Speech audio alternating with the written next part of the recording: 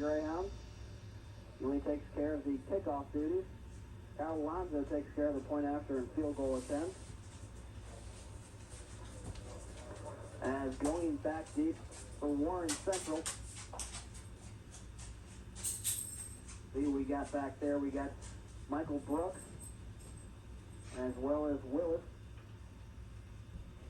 Two men back deep for the Warriors. They're both DBs on the defensive side of the ball for Warren Central.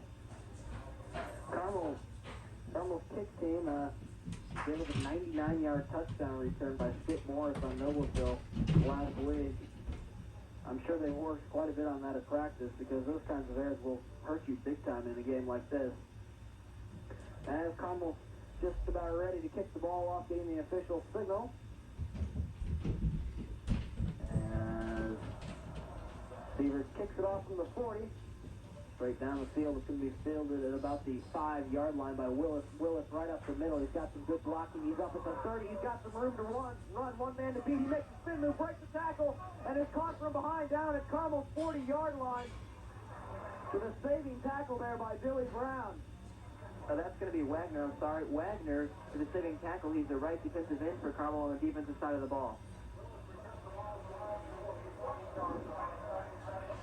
So Alstott gets his troops ready to go. As they're set to take their first play from the line of scrimmage.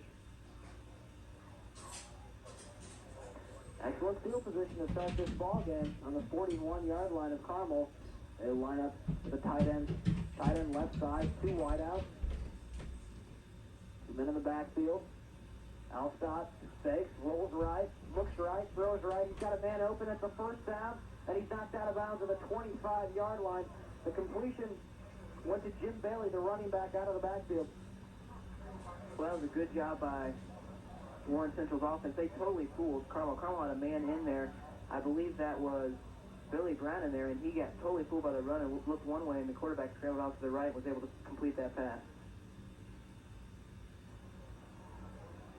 So with their first play from scrimmage, they get a first down and move the ball all the way up to the 22-yard line, they're going to call it now. Wide receiver split left. Another one split right. I formation, tight end left side. Alstott under center. Gets a snap. Gives the ball right up the gut. Nothing doing there. Good play fake there by Alstott. It was a good job by Carmel's interior linemen. Their TNTs are filling their gaps and holding them.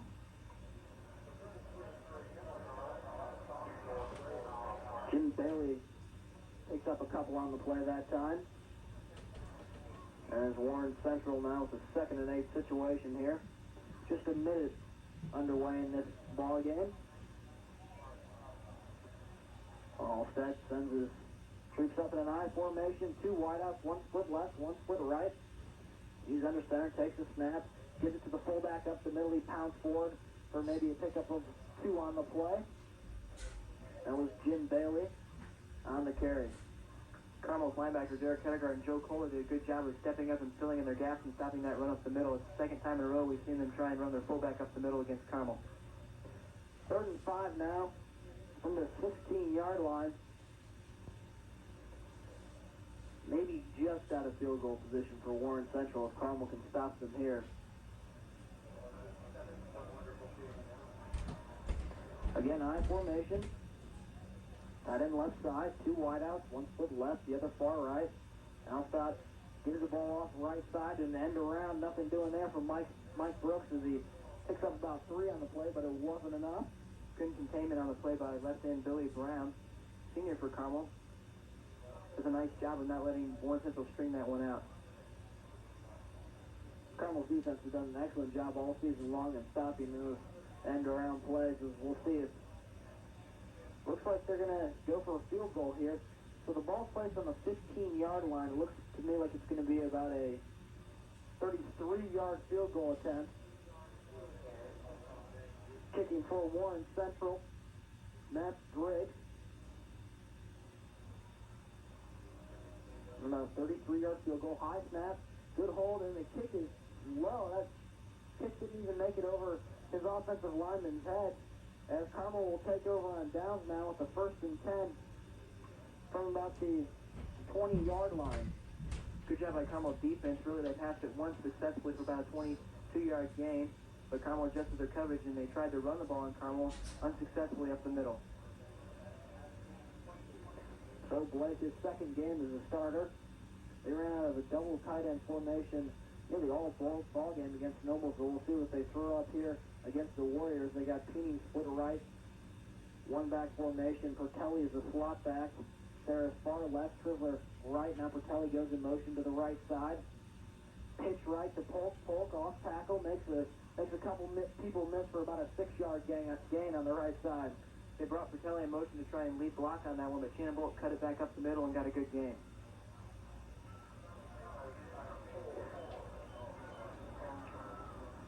So Carmel sends in 4 wideouts.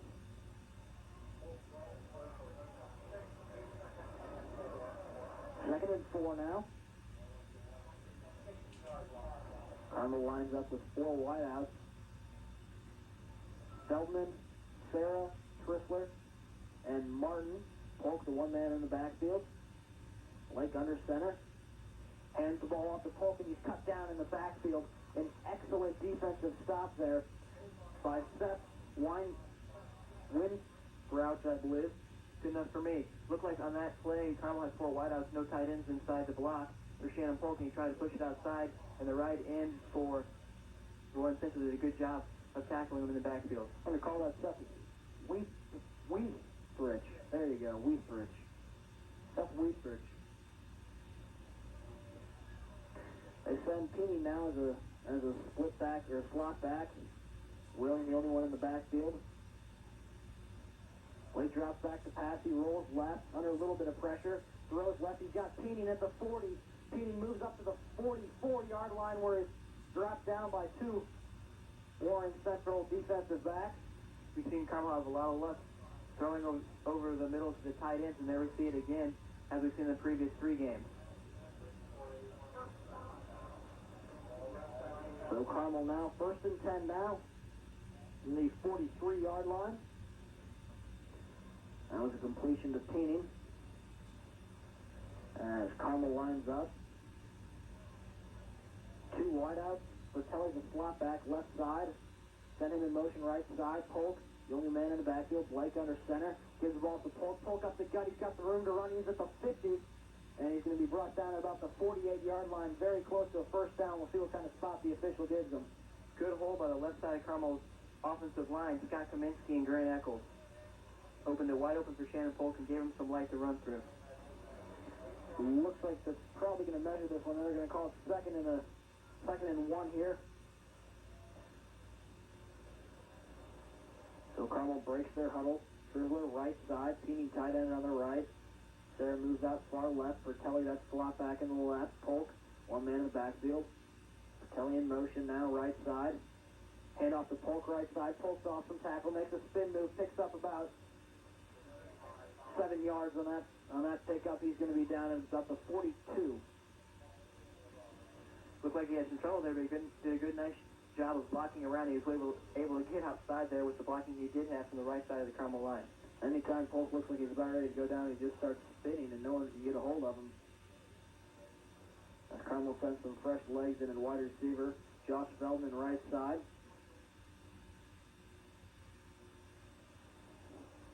Send Bertelli in motion across to the right now. Polk, the one man in the backfield. Blake under center. Pitch left to Polk. Polk doesn't have much room to run. His penalty flags go down. Maybe he'll lose about half a yard on that play. Good play by number 63, the defensive tackle, right tackle for Warren Central, Joe Scott, in there providing the tackle on Shannon Polk. So this one looks like it's going against Carmel here as they're walking it off. The ball's going to be positioned now on Carmel's. It's a holding penalty. It's going to be on Carmel's 47-yard line. Sounds about right. As that's going to make it first and 20. So they send Trivler far right, Sarah far left, Bertelli left side again. Polk, the one man in the backfield. Blake under center. Drops back to pass. He's got the blitz, and he just gets rid of the ball to him. I guess the closest receiver was pinning his legs a little shaken up, but he gets up, so it'll be 2nd and 20. And they were fortunate no penalty flag was thrown for intentional grounding. Good pressure. Warren Central brought a blitz there. Trying to look up the number. Anyway, a good play, a good blitz, not picked up by the Carmel offensive line. So Carmel huddles up, tries to regroup. 2nd and 20. Sarah goes far left, Strizzler far right, Wheeling and Polk in a split back formation. Tight end right side, Blake under center. Gives the ball to Polk, off to the left side. Pick up of maybe half a yard. Maybe no gain. Good job on the right side of Warren Central's defensive line. Going to be Mike Majors, Joe Scott, and Ken Carson. 3rd and 20 now. This is a big play here for the Greyhounds. They had something going until that holding penalty brought it back. So they send Sarah far left, Strizzler far right, teaming tight end right side, I formation of former Whaling and Polk. Blake under center. Takes a snap, fakes to Polk, then gives the ball off to Whaling left side. Whaling, no gain on the play, so going to make it 4th and 20. As Weintraub comes in to punt. Good job by Warren Central's defense again, not letting Carmel take that one outside with Jeff Whaling. I don't think Carmel was really trying to get the first down there on any of those plays. As Weintraub back deep to punt, Peening a long snapper. Good snap. Weintraub fields it cleanly, gets it away cleanly, and the ball lands at about the 25, gets away from the punt returner as he falls on it about the 12-yard line. Excellent punt there by Weintraub. 50-yard kick. Really got his leg to it on that one, you're right. So the Warriors start out with bad field position. And what they're going to call now the 13-yard line. 1st and 10. Carmel's defense comes in and try to stop him again.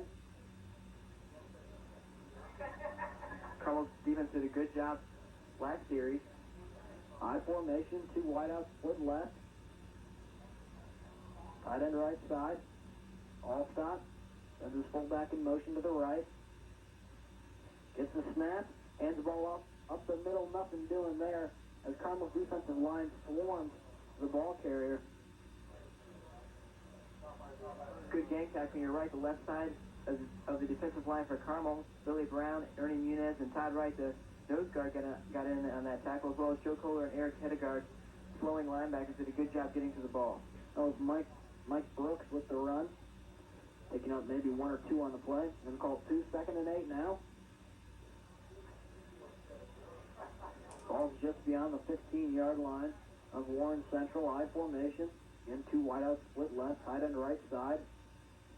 They hand off left side as he's stopped by B.J. Hammer in the backfield for a loss of 5 yards. Mike Brooks had nowhere to go.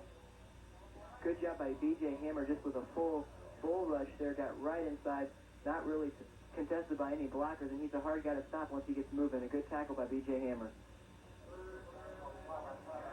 3rd and 11 now. Facing Warren Central, they're in a real bad spot here to be punting out of. They should give Carmel excellent field position so they can stop them. They send a wide out left side, I formation. Again, another wide out right side. Tight end right side, all stop, under center. Barks out the signals. Gives the ball up the middle to Brooks. Brooks picks up maybe 6 or 7 on the play as the punt team comes in. They tried to run a little bit of misdirection. They fake handoff to one side and then turned around and gave it to the other side. Fooled Carmel a little bit, but not quite enough to get the first down for Warren Central. Matt Briggs is their kicker. He does the field goal point after and punting duties here for the Warriors. As back deep to the Greyhounds, looks like John Seraph, standing at about the 42-yard line.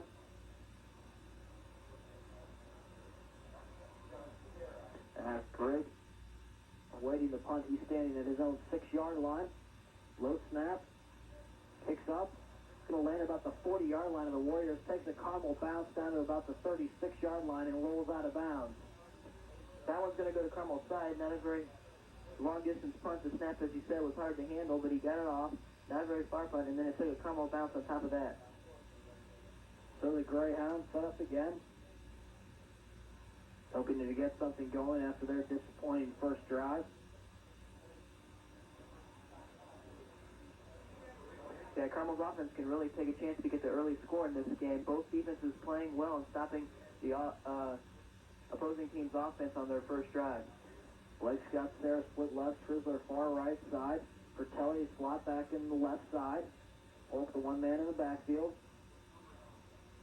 Blake, two-step drop throws to Sarah. Sarah with about an 8-yard pickup, makes a spin move, and he's able to get the first down. An excellent second effort there by John Sarah. Carmel runs that quick slant a lot. We've seen it a lot in these 3 games, and here we see it again.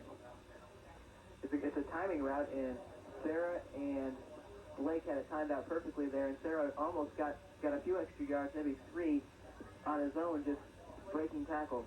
First down, Carmel. Feldman goes out far left. Right side for your Greyhounds. At the receiver spot, we got Baird on the right side. Polk, the one man in the flag, go down all over the place. Polk up the gut. This one's probably going to get called back. Polk picked up the first down and was actually 2nd and 1. He was knocked down about the 20-yard line as flags went before the ball was snapped, so maybe this will be defensive encroachment. We'll see, though. And it looks like they're going to march him back. Penalties again, hurting the Greyhounds.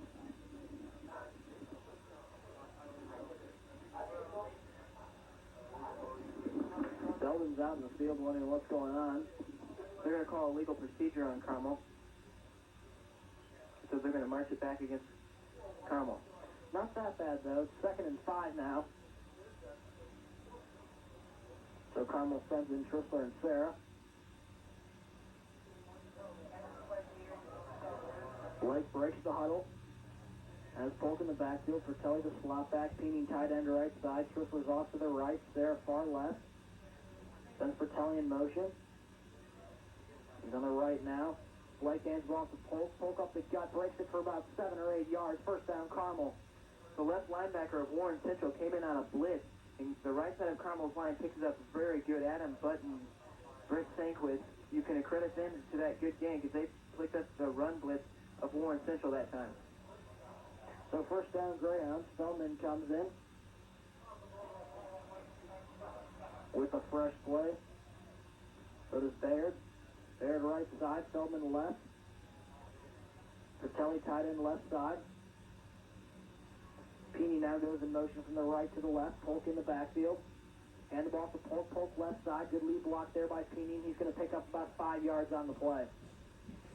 An ankle tackle on the play by the defensive tackle, a junior for Warren Central, Ken Carson, able to trip up Shannon Polk before he could get any more yards.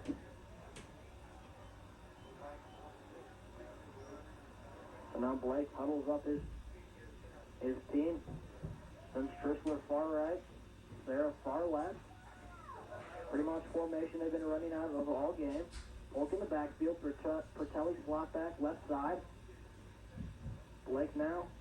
Hands the gets dropped back to pass. Throws across the middle. Fratelli, the ball hits him in the hands, and it was just too high for him as a diving Trisler couldn't get his hands on the ball after Fratelli bobbled it. That's the second time they brought inside linebacker Jason Ford in on a linebacker blitz. They did 2 plays in a row. Carmel picked it up pretty good again, but there was also pressure in on the play by the defensive line of Warren Central. So still no score here with 15 seconds remaining in the first period of play. 3rd and 8 is facing your Greyhounds. The ball's positioned on the 25-yard line of Warren Central. Trisler far right. Sarah far left. Peeney the slot back left side. Blake drops back to pass, throws, dump pass over to Peeney across the middle. He's got the first down. He's just running over people as he's finally brought down at about the 8-yard line right across the middle of the field. I think that might have been a middle screen to Peeney there. A good play. I think that's what it had to be because Peeney just waited for the ball and he had blockers in front of him. A good play by Carmel and they'll get the first down. So first down, Carmel. They're at the 9-yard line. It's 1st and goal Let's see if we get this full house backfield. Doesn't look like it. As Feldman comes in. And that will end the first quarter. So with that timeout, we'll take a timeout. We'll take a 60-second booster break. That's 60 seconds on the voice of the Greyhounds.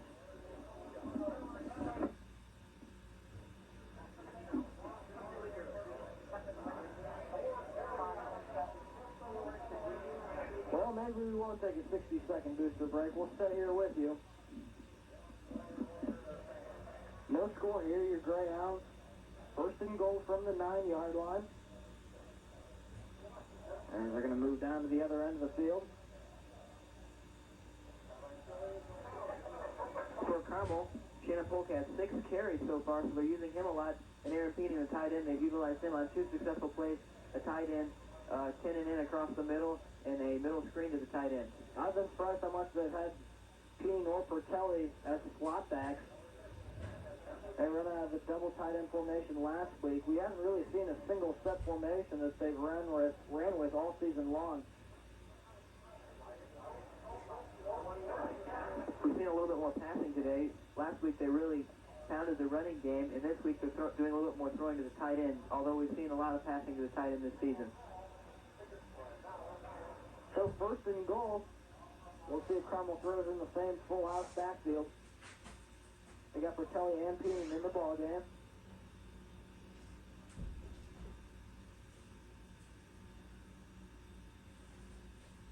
Carmel huddles up. They break their huddle. They send Josh Feldman far right. Bayard far left. Double tight end set. Polk, the lone man in the backfield. Blake under center. Sends Bertelli in motion right side. Takes the snap. Pitch to Polk right side. Polk makes some room for himself to run as he's finally knocked down at about the 2-yard line with just a quick run right off to the right tackle. That's the second time we've seen that off-tackle play where Bertelli comes in motion and has a third man to block on that right side, and Carmel's done a good job with it both times. They broke it open for 5 or 6 yards like they did this time. So the ball's going to be placed on the 2-yard line, second and goal for your Greyhounds. And there's that full house backfield with Roth, Hedegaard, and I believe they have Whaling in there instead of Polk. Blake under center. Gives the ball to Hedegaard. Hedegaard spin move. It's about 3 people stand him up at the 1-yard line. He wasn't quite able to get in. He didn't have great blocking on the left side. Warren Central took a gamble there and brought their linebackers up and into the gap, and it paid off this time. Last week, that full house backfield, which we saw that last play, accounted for 2 of Carmel's touchdowns. John Cotton, the center, comes out, as well as Grant Eccles. Centering now, the Greyhounds will be Adam Budd, who usually plays right guard. Full house backfield. Blake under center, hands the ball off to Roth, I believe right side. Roth got in, touchdown Greyhounds, they go up 6-0. Good touchdown by Carmel. I believe that was Eric Hedegaard. It was tough to tell in that big pile of it. Hedegaard? It was Hedegaard who had 2 touchdowns last week. So Eric Hedegaard, the feature of the full house backfield again this week, gets Carmel an early lead by 7 points with 10:36 left in this first quarter. Again, there's so many ball fakes out of that full house backfield that it's really hard to tell who gets the ball, and that's actually part of it. Is Blake sets up the hold for Kyle Alonzo, attempting the point after.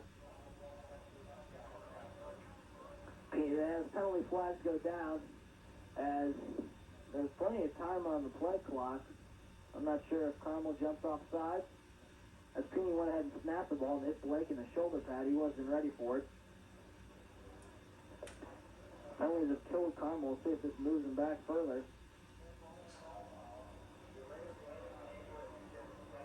Delay game against Carmel.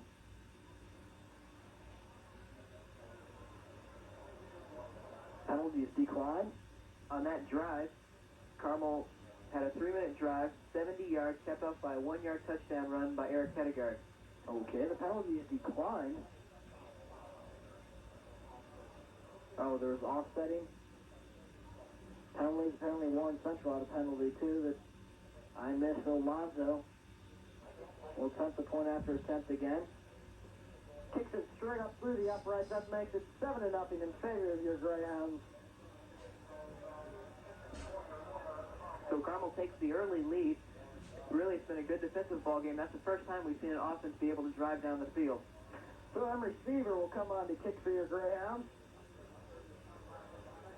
After Carmel's offense just slowly, methodically marched down the field to the 10:36 mark, Eric Hedegaard, normally a linebacker, comes in to play fullback in the full house backfield. Went in and punched it in after Shannon Polk really was there the whole drive and just marched him right on down the field. Yeah, good job by Carmel. 3-minute drive that did cover 70 yards and ended up with 7 points for Carmel. In a defensive ballgame, which it looks like it's been so far, that 7 points in that first quarter could be a big factor. So Emory Sievers tees it up at the 40. Back deep again for Warren Central is Willis.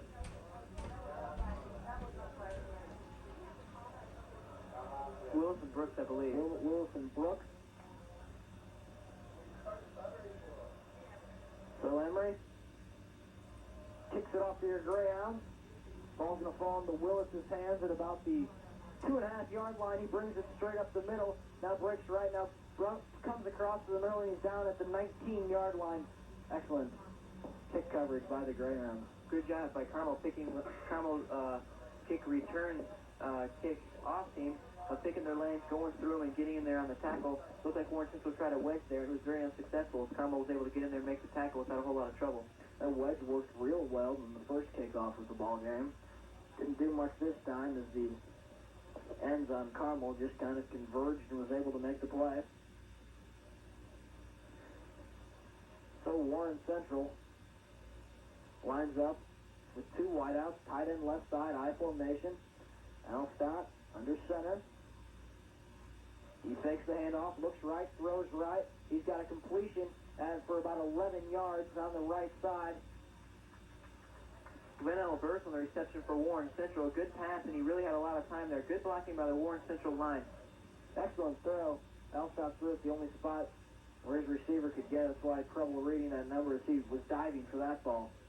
Smith, Price, Meyer, Swan, Clark, and Crouch, offensive line and tight end for Warren Central, should get a lot of credit there. They kept that pocket open for a long time and allowed the quarterback for Warren Central to find the open man. I formation. Two receivers split left. Alstott hands him off right side. Little trouble with the handoff as they still pick up about 6 yards there. They were barely able to handoff.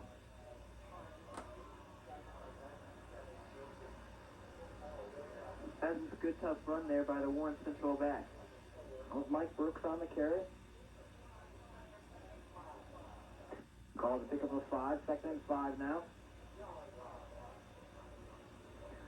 9:42 remaining in the first half of play. Your Greyhounds up 7-0. I formation. Two wideouts split left. Alstott under center. Arcs out the play. Gets the delay handoff as it's given to him right side. Maybe a loss of one there as the left side was not fooled. A little extracurricular activity by Joe Kohler. Warren Central pulled their left guard, Marcus Swan, on the play to try and get some extra help on the blocking, and it really didn't pan out for him. Good defensive line play by Carmel. Joe Kohler was pushing around the left tackle of Warren Central. Smith was looking at the officials, begging for a personal foul call. As Warren Central, again, two wideouts, far left. Brooks in the backfield. And fullback Bailey split left. Take the handoff, low left. Alstott throws to Bailey left side. Bailey gets the first down, and his knees are taken out from him at about the 46-yard line. Bailey was set just behind the tight end on the left side on that play. He just released out into the flat, and he was wide open. Not wide open. The coverage was a little late, and the pass was completed by Alstott for a first down for Warren Central. So Alstott now will send his troops up to the 46-yard line with the 1st and 10. 8:32 remaining in the first half. They're down 7-0 to the Greyhounds. I formation, two wideouts now split far right. Alstott under center. Going to hand the ball off to Brooks. Brooks off tackle right side, runs over one of Carmel's defensive backs, but he still only picks up about 4 on the play. Getting ran over there. And the Greyhounds.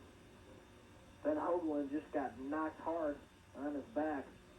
Eric Hedegaard was part of the tackling team. He got a hold of his legs, and the finishing hit came by a group of Carmel's defenders, including Sam Morris. Sam Morris again had an excellent game against Noblesville with 2 interceptions in that ball game. Has 2 wideouts now left side, high formation. Allstott has a tight end right side. He's under center. They give the ball to fullback. The original handoff was bobbled as we've seen some trouble. That was a quick hand off to Bailey, and he had some trouble with it. I think he was thinking about the linebackers that were going to come into play, but he did a good job of pulling onto the ball, as he did have some trouble bobbling it at first. This is about ready to say. Now we've seen Jim Bailey have some trouble handling the ball, as well as Mike Brooks, their halfback.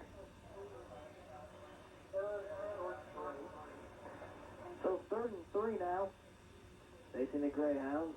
Ball's going to be about the 48-yard line at the 7-minute mark of the first half. I formation, 2 wideouts split left, tight end right side. Allstott under center to get the snap, gives the ball right up the gut to his halfback Brooks as he runs right over Carmel's defensive line for a pickup of about 6 on the play. That's first down Warriors. Tackle made by Warren for Carmel on the play, just a little late. Good line surge by Warren Central on the right side. No short down situations. The line search is really what's important. If Carmel's defense gets it, we're looking at a 4th and 4, but now it's a 1st and 10 for the Warriors as they huddle up. And they break their huddle. 2 wideouts left side, I formation. All set, tight end right side. Again, 1st and 10. Greyhounds show corner blitz. And back off it. Play action fake. Billy Brown almost pulls down a wide receiver. They get a completion, or the quarterback rather. They get a completion on the left side. It's going to be first down. See, that wasn't Billy Brown there on the right side. That was Mike Wagner. Yeah, Wagner had a sleeve full, almost had him, but the pass was completed. A good job by Warren Central's quarterback, Tom Allstott, of evading the rush and getting that pass off. So, 2nd and 1 they're going to call. As Carmel needs a defensive play here. The ball's already on the 34-yard line of Carmel. In strange locations. Can't get slowed down by irregularity. My doctor says exercise, eat right. But sometimes a meal is whatever you can. Brooks looks like he's going to pass the ball. If he gets swarmed under by the entire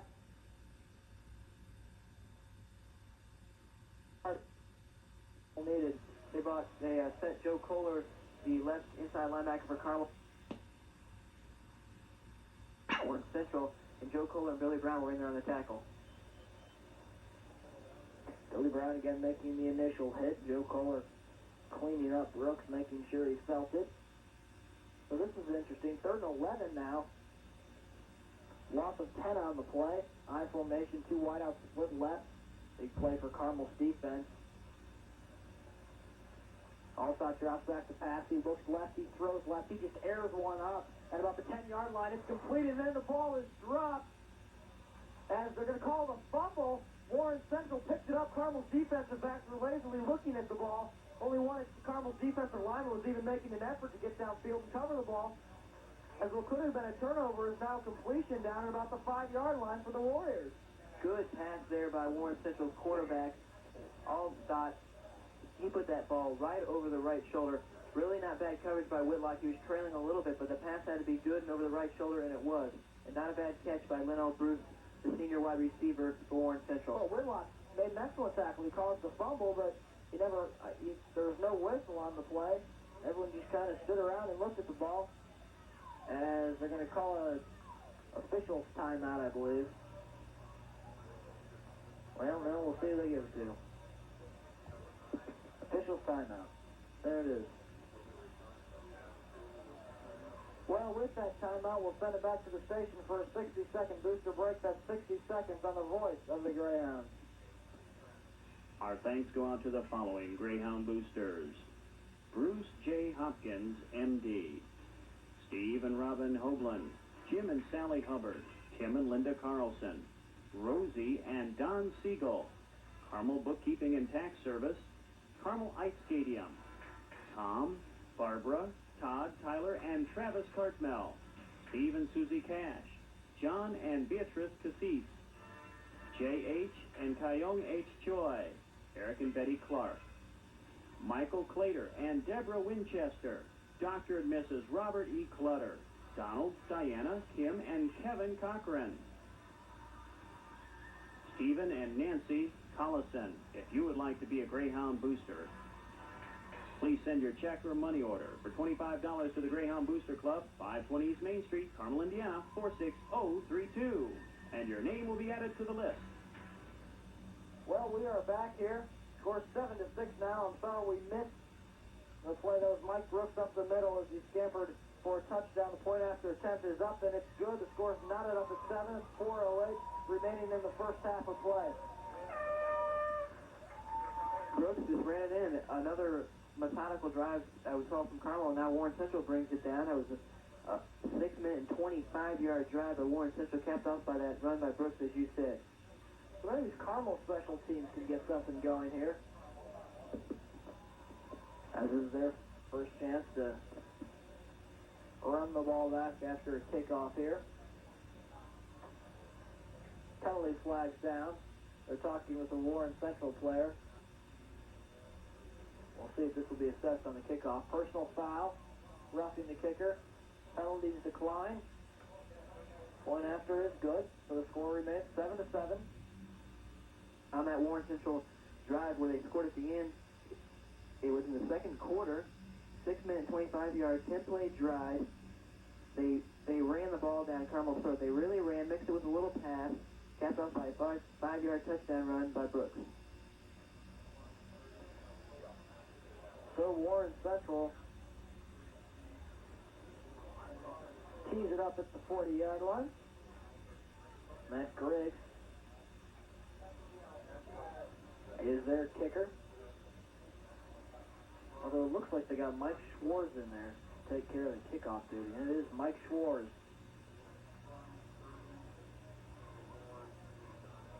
So Mike Schwartz now kicking off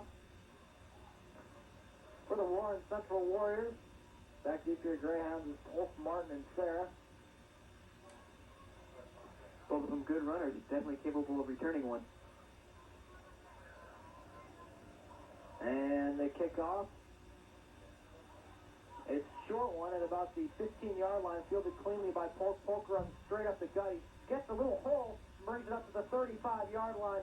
A good solid run back there by Shannon Polk. Well, you mentioned that hole he got, and he hit it fast. Good run by Shannon Polk. Carmel, one of the few teams I've seen that doesn't really use a wedge on the kickoff return, and they haven't had a lot of success with whatever their style of kick return blocking is. I think just kind of every man for himself. As Blake comes in to command his troops from the 35-yard line, hoping to answer all stops.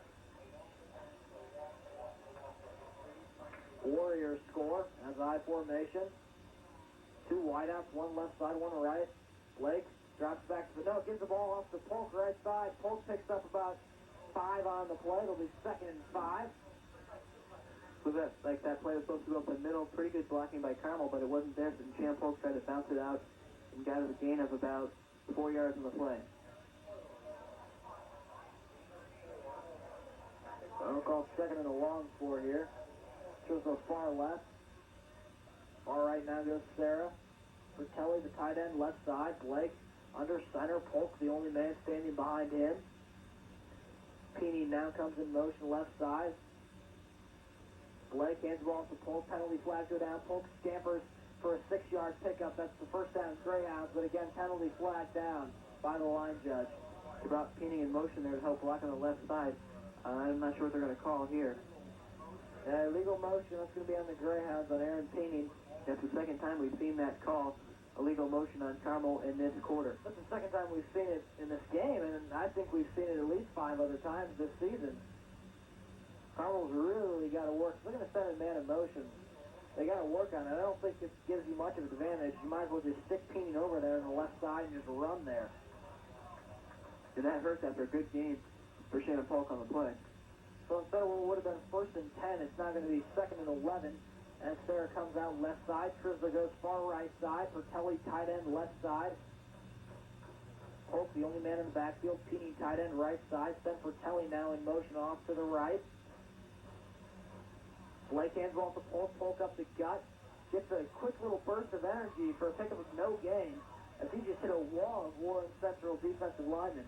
And the first wall he hit was James Harney, the left inside linebacker for Warren Central. He just stood Shannon Polk right up and drove him back until he gets some help on the play to put him down. So 3rd and 11 now. Penalties have killed Carmel's chances here in this ball game with 2 minutes and 35 seconds remaining here in the first half of play. I don't think they want to give Warren Central another crack at it with under 2 minutes to go here. Again, the ball is positioned at the 37-yard line as the Greyhounds line up with Trisler far left. Sarah right side. Peening tight end comes in motion across to the left. Whaling the only one in the backfield. Blake under center, drops back to pass, gets a good block from Whaling, rolls out left, gets Pertelli left side. Pertelli at the 50 is not ridden out of bounds at the 49-yard line. First down, Carmel. You mentioned that block by Whaling. That's what got it, because Blake was going to be tackled on that play, but Whaling did a nice job of blocking a would-be tackler of Warren Central.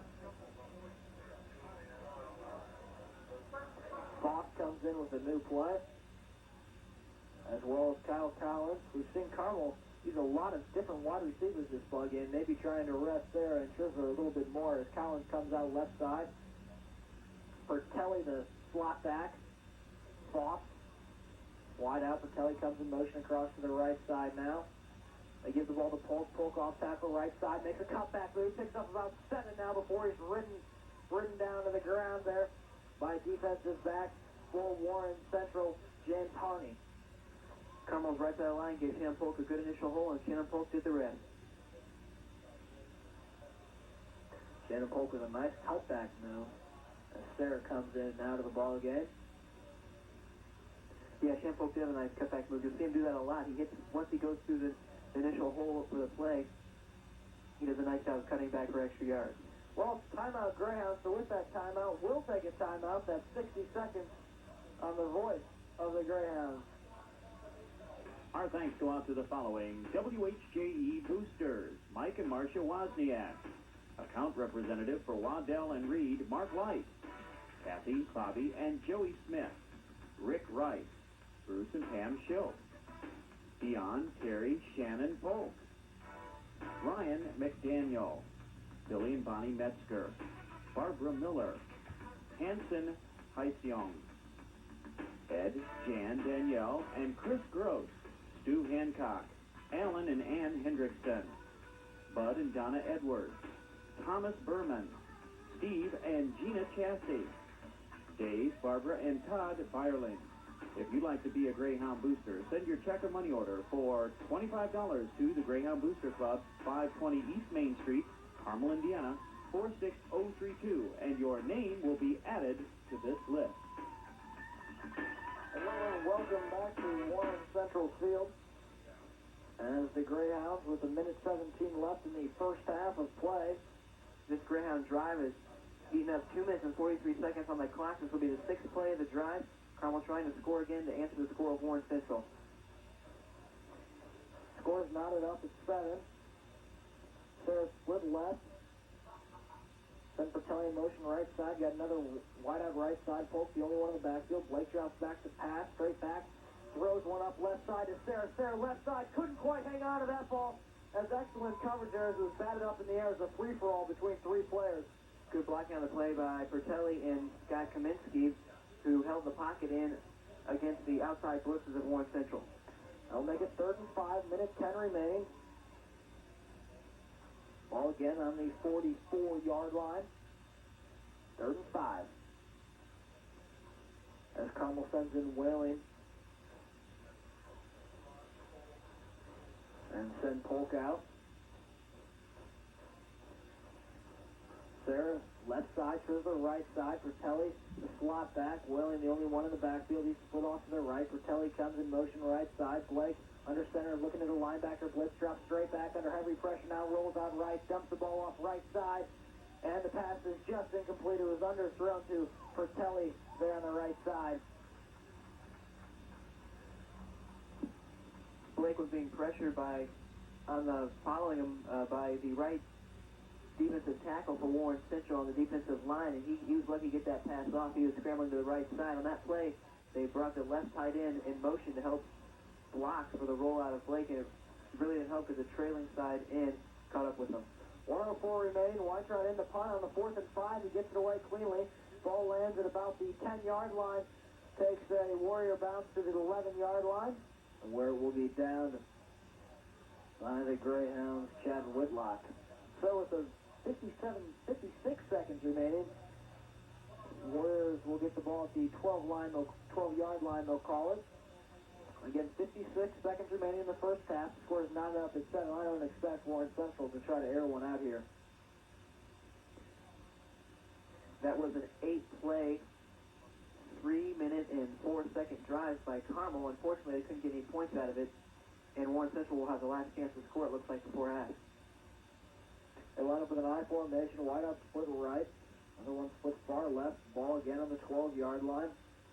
Handoff left side, off tackle, nothing doing there. They could not find any room to run there on the left side. Brooks hasn't had a real productive game there, trying to run in between the tackles. And they've really tried to run him a lot. And it seems like every drive, they're handing the ball to him 5 or 6 times. So winds the clock down to 30 seconds and ticking. Again, knotted up at 7. It looks like Warren Central doesn't want to score again that bad. Maybe they just don't want to make any mistakes and give Carmel another silly 7 points. So now on the 12-yard line, they probably wouldn't try to be aired out. One back formation, whistles blow to stop the play. I think the Warriors might have jumped off sides there on that play. Yeah, that would put them back even further. Yeah. Although I don't think it really matters. They're just going to punt it away or run the clock out. 2nd and 9, 11 seconds left. I just expect them to take a knee and go into halftime tied with the number 3 ranked team in the state, the Carmel Greyhounds. Yeah, really, we've seen both teams look pretty equal so far. Pretty good defense, and the offenses have looked equal as well. Long, time-consuming scoring drives involving a lot of running. I formation, wide out split far left, tight end right side. They got one on the left too. Well, now they're going to run in the victory formation. As Allstott will probably just take a knee here. He does. So that'll do it for the first half of play. New Greyhounds knotted up at 7 with the Warren Central Warriors. We're going to send it back to the station for a 2-minute booster break. That's 2 minutes on the voice of the Greyhounds. Our thanks go out to the following WHJE Super Boosters. Butler Toyota. Butler Toyota is located at 96th and Keystone. Butler Toyota features a complete line of Toyota cars, vans, trucks, and Land Cruisers. For more information, contact Butler Toyota at 848-9600. That's 848-9600. And Steckley's Catering and Oak Hill Mansion. Oak Hill Mansion features banquet facilities for as few as 25 and as many as 500. For more information on Oak Hill Mansion, call 843-9850. That's 843-9850. And Catering by Steckley's, featuring experienced, problem-free service. Catering by Steckley's for your picnics, banquets, parties, or party planning. You can call Catering by Steckley's at 846-7308. That's 846-7308. Our thanks to the Super Boosters. Our thanks go out to the following Greyhound boosters: Kenneth Recker, John and Marcia and Christy Reed, Dr. and Mrs. Philip Reed and family, Susan and Charlie Richardson, the Kevin Reimer family, Gregory and Myra Riley, Lester and Rose Roberts, Don and Karen Robinson, Sam and Louis Robinson, Richard and Peggy Rogers, Sharon Rosenberg, Sandra and Haskell Ross, Ann Roth, Don, Sandy, Dan, Annie, Mike, Leah, Mark, John, Aaron, and Jessica Rothbaum, Ted and Mary Sue Rowland, Martha and David Roos, Susan, Mike, Katie, and Colleen Rusnick, Jim and Betty Russell, If you would like to be a Greyhound booster, send your check or money order to the Greyhound Booster Club, $25, 520 East Main Street, Carmel, Indiana, 46032, and your name will be added to the list. Hello, this is Kevin Russ alongside Derek Harding, bringing you all of Carmel Greyhounds varsity football action. The score is knotted up at 7 against Warren Central. I'm going to throw it over to Derek, and I'll give you some stats.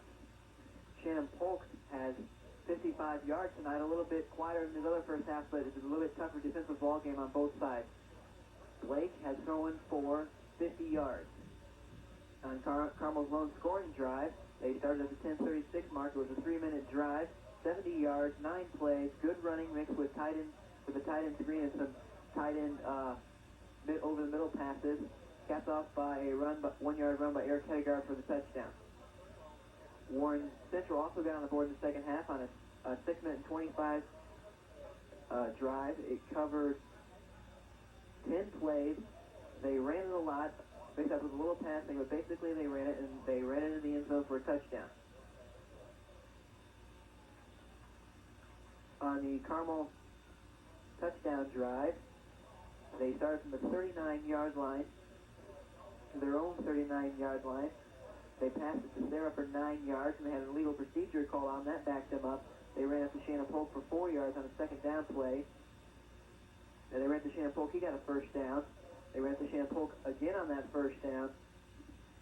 Then they had an incomplete pass. Then they did a 5-and-up to Aaron Peening over the middle. Then they ran to Shannon Polk again after the first down with Peening on that 5-and-up. Then Eric Hedegaard ran once, didn't get it in, and ran it again and got it in the second time for the touchdown. So we're all tied up at half. Both teams looking equally good on offense and defense, but I think it's definitely been a defensive game so far. So with that, we'll take another 2-minute booster break. That's 2 minutes on the voice of the Greyhounds. Our thanks go out to the following WHJE Super Boosters. Butler Toyota. Butler Toyota is located at 96 and Keystone. Butler Toyota features a complete line of Toyota cars, vans, trucks, and Land Cruisers. For more information, contact Butler Toyota at 848-9600. That's 848-9600. And Steckley's Catering and Oak Hill Mansion. Oak Hill Mansion features banquet facilities for as few as 25 and as many as 500. For more information on Oak Hill Mansion, call 843-9850. That's 843-9850. And Catering by Steckley's, featuring experienced, problem-free service. Catering by Steckley's for your picnics, banquets, parties, or party planning. You can call Catering by Steckley's at 846-7308. That's 846-7308. Our thanks to the Super Boosters. Our thanks go out to the following WHJE and Greyhound Boosters. Ken and Elaine Keltner, Roger and Mary Kemper, John and Margaret Kettle, Keystone Square Mall, the Knight family, Rich and Gwen Nipstein and family, Ken and Pam Nowles and family, Mike, Audrey, Amy, and Lauren Kostrava, Bill and Barbara Colesrud and family, Margie and Ron LaBelle, Bob and Geneva Larson, John and Connie Lathrop, Joy, Joe, Josh, and Jared Law, Jack, Nancy, Jim, Jocelyn Lawhorn, Doctors Laycock and Estes Optometrist, Tom and Jan Lazera and family, Russ and Barb Leach, Richard, Kathy, Jill, Kaylee, and Ann Lesh, Jim, Janetta, Leslie. If you would like to be a Greyhound Booster, send your check for $25 to the Greyhound Booster Club, 520 East Main Street, Carmel, Indiana, 46032, and your name will be added to this list. Hello and welcome back.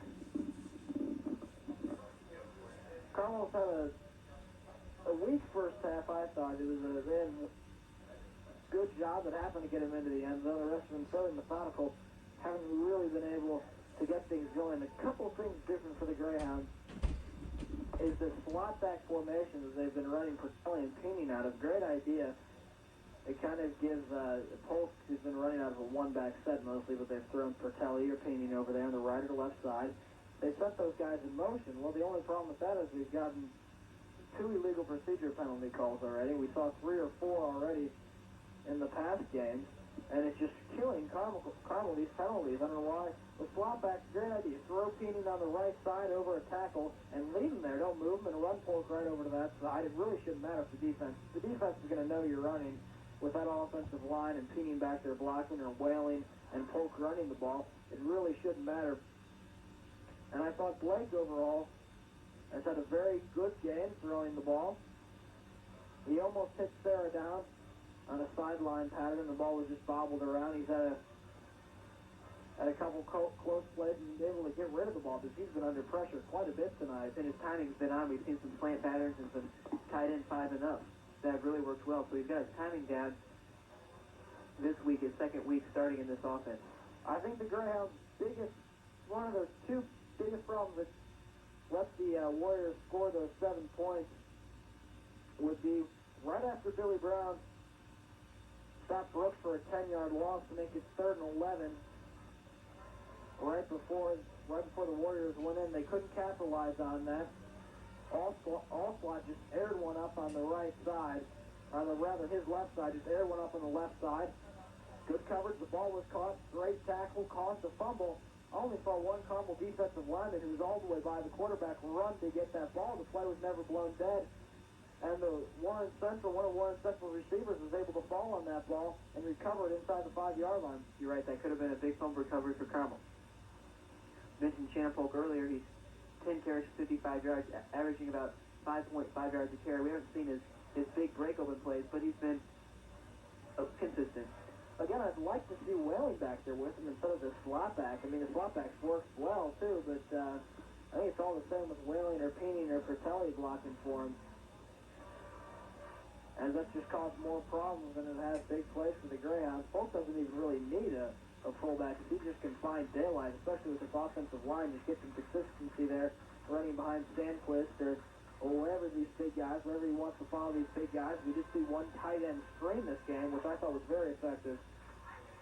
And we've only seen Blake throw to Fratelli once across the middle. It was a bit over his head. I'd like to see a little more tight end action. They're such big tight ends, and they're quick enough where linebackers can't cover them, but they're too big for the defensive backs to cover them. You're right, when we have seen the tight ends, we've seen them over the middle for first downs, and really some good tight end screen we saw. You'd like to see that, trying to catch the defense off guard and give them some running room with some blockers out there on the screen. And all the passes to tight ends this season have been down the field. Maybe a few more shorter routes to get Peening let Peening just run. He's such a big guy. Once he gets going, it's really hard to bring him down. That's what we saw with that tight end screen play. So Carmel overall has had a few signs of offensive production here, scoring that touchdown out of that full house backfield. Again, we haven't seen much of the full house backfield except for maybe 2 or 3 plays, as Carmel stayed away from that really since the first game of the season. And I think maybe this might be the toughest opponent Carmel's faced this year. I mean, last week they had trouble with Noblesville in the first half, but then they came out and really blew Noblesville off the ball and did a good job and really scored on Noblesville as they wanted to. But so far against Warren Central, they've been evenly matched up, and Carmel's going to have to come out and play a good second half. Yeah, Carmel's had a fairly good game defensively again. It's been the same as offense. They just can't seem to get some consistency going. So with that, we're going to send it back to the station for another 2-minute booster break. That's 2 minutes on the voice of the Greyhounds. Let's go on to the following Greyhound boosters: Dave Conley, Tom and Jill Cook, the Bill Corley family, Jim and Dixie Covert, Randy and Joe Craig, Mary H. Craig, Mary Margaret Cunningham and family, Don, Martha, Julie, Kristen, and Jennifer Therese, Macis Enise Dayaga, Mr. and Mrs. Thomas E. Dapp and family, Cindy and Jack Davis, Geraldine Davis family, Chuck and Jan DeLello, Bob, Shirley, Keeley, Jay, and Abby Dempsey, Gary, Chris, Leslie, and Shannon Denard, Robert L. Desrochers, Jim, Andy, Mendy, and Angie DeVoe, Bob and Susan DeVos, Kevin and Mary Dooley, Jay and Jackie Dorman. If you'd like to be a Greyhound booster, send your check or money order for $25 to the Greyhound Booster Club, 520 East Main Street, Carmel, Indiana, 46032. Our thanks go out to the following Greyhound boosters: Judy and Mo Silverman, Jennifer and James Sinclair, Mr. and Mrs. Michael F. Smith, Ed and Renee Smith, Smith Funeral Home, the Souter family, Jim and Mary Spahn, Michael and Cheryl Spence, Sport Photo Buttons, Gary and Janet Stack, Richard and Cindy Steele, Sandy and Steve Steinkeller, Bob, Susan, Aaron, Bobby, and John Stevens, Bill and Dorothy Stidham, Barbara Story, Larry Strausberger and family, Rhonda and Tom Stroughton, Bob and Nancy Sweeney, Sam and Karen Tancredi, Randy and Kathy Taylor, Jim and Trudy Struck and Heather Tinbarge, Bob and Barb Threckel, Bill and Mary Tierney. If you'd like to be a Greyhound Booster, send your check or money order to the Greyhound Booster Club, 520 East Main Street, Carmel, Indiana, 46032, and your name will be added to this list. Hello and welcome back. This is Kevin Russell alongside Derek Harding. We're going to reset the lineup for you here. Offensively for your Greyhounds. Blake is taking care of the quarterbacking duties, filling in for Meek. Meek is expected to be back next week. At fullback, we've got Whaling. Running back, of course, is Polk, who's had a phenomenal season. Eric Hedegaard has also been playing some fullback. John Sayre is a wideout with Trisler. We've seen Feldman as well in there as David Foss. And just really a whole bunch of wideouts have been playing all ball game. Jeremy Bear has seen some playing time. And Pertelli and Pini have been in just about the whole game. At left tackle, Scott Kaminsky. The left guard, Grant Eccles. John Cotton's the center. Adam Butt, the right guard. Right tackle, Dan Sandquist. And that does it for Carmel's offense defensively for your Greyhounds. Todd Wright's the nose guard, Munez left tackle, Billy Brown's the left end, B.J. Hammer at the right tackle spot, and Mike Wagner the right end. The linebackers for your Greyhounds are Joe Kohler and Eric Hedegaard. Chad Whitlock, Sam Morris are taking the cornerback duties. Weintraub's the free safety end. Going at the strong safety spot will be Nick Olson. Well, working on some team stats here for you.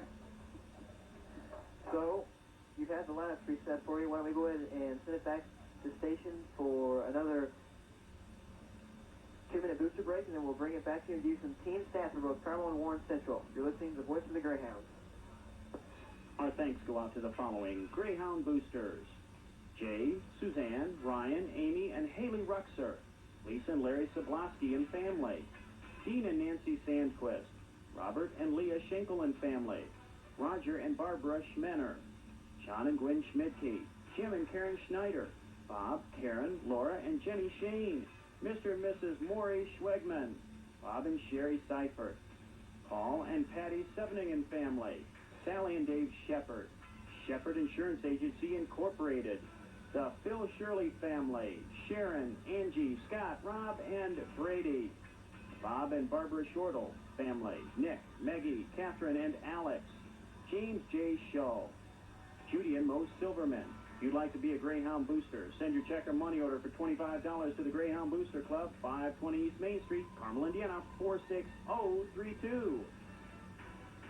Our thanks go out to the following Greyhound Boosters: Barbara, Dick, Lisa, and David Leventhal, Lou, Bonnie, Kristen, and Lauren Liggett, Dick and Jane Linderman, Tom and Susie Logan, Wendy and John Loker, Lee, Michelle, Kyle, Kelly, and Kevin Lonzo, Bob and Carolyn Lowry, Beverly Magnuson, Lauren and Sue Marley, Pat Marsh, Jeffrey and Deborah Martin, Alice M. and John F. Martin, Gordon and Marianne McAllister, Marge and Charlie McAloon, Bob and Beth McCarthy, Steve, Jan, and Courtney McCracken, Jonine and Gary McDermott and family, Joe and Ruthann McDonough. If you would like to be a Greyhound Booster, please send your check or money order for $25 to the Greyhound Booster Club, 520 East Main Street, Carmel, Indiana, 46032, and your name will be added to this list. Hello and welcome back. We are at halftime here. The score's knotted up at 7. Your Greyhounds are tied with the Warriors from Warren Central. Well, we have some team stats provided to us by Mr. Grinder and Mr. Hebert, keeping stats behind us. They do a good job of it. For Carmel, first downs. Carmel has 7. Warren Central has 6 first downs. Carmel has 4 rushing touchdowns. Warren Central has 2 rushing touchdowns. Carmel has 3 passing first downs. Rather, those are rushing first downs, not touchdowns, I said. Carmel has 3 passing first downs, and Warren Central has 4 passing first downs. Total yards rushing for Carmel, 111. For Warren Central, 109. Carmel is 4 for 8 passing. Warren Central is 5 for 5 passing, so they're perfect on the passing end of the ball. Carmel leading in time of possession, 13 minutes and 20 seconds. Warren Central just behind them with 10 minutes and 40 seconds. Well, Carmel controlled the ball fairly well. I think we just got to cut down on penalties. We saw that as a problem when they played in Noblesville. Really cost them in the first half. Hopefully Coach Jim Belton has still got all his guys huddled up in the far end of the field. Still talking to them here with 2 minutes left at halftime. As the Warren Central Warriors will be kicking off to the Greyhounds when they do decide to get that underway. Yeah, I think the second half is going to come down. Both these teams are pretty equal, and I think it's going to be a very exciting second half. So please do stay tuned. These teams are pretty even, and they're really going at it out here in Warren Central. So the Greyhounds come out in the field. They look ready to go. They're let out by big Scott Kaminsky. All 6'5" of him. As the Greyhounds hopefully got pumped up and they got some energy going. As we're just about ready to get underway here, we still have time. We're going to take a 60-second booster break. That's 60 seconds on WHJE, the voice of the Greyhounds.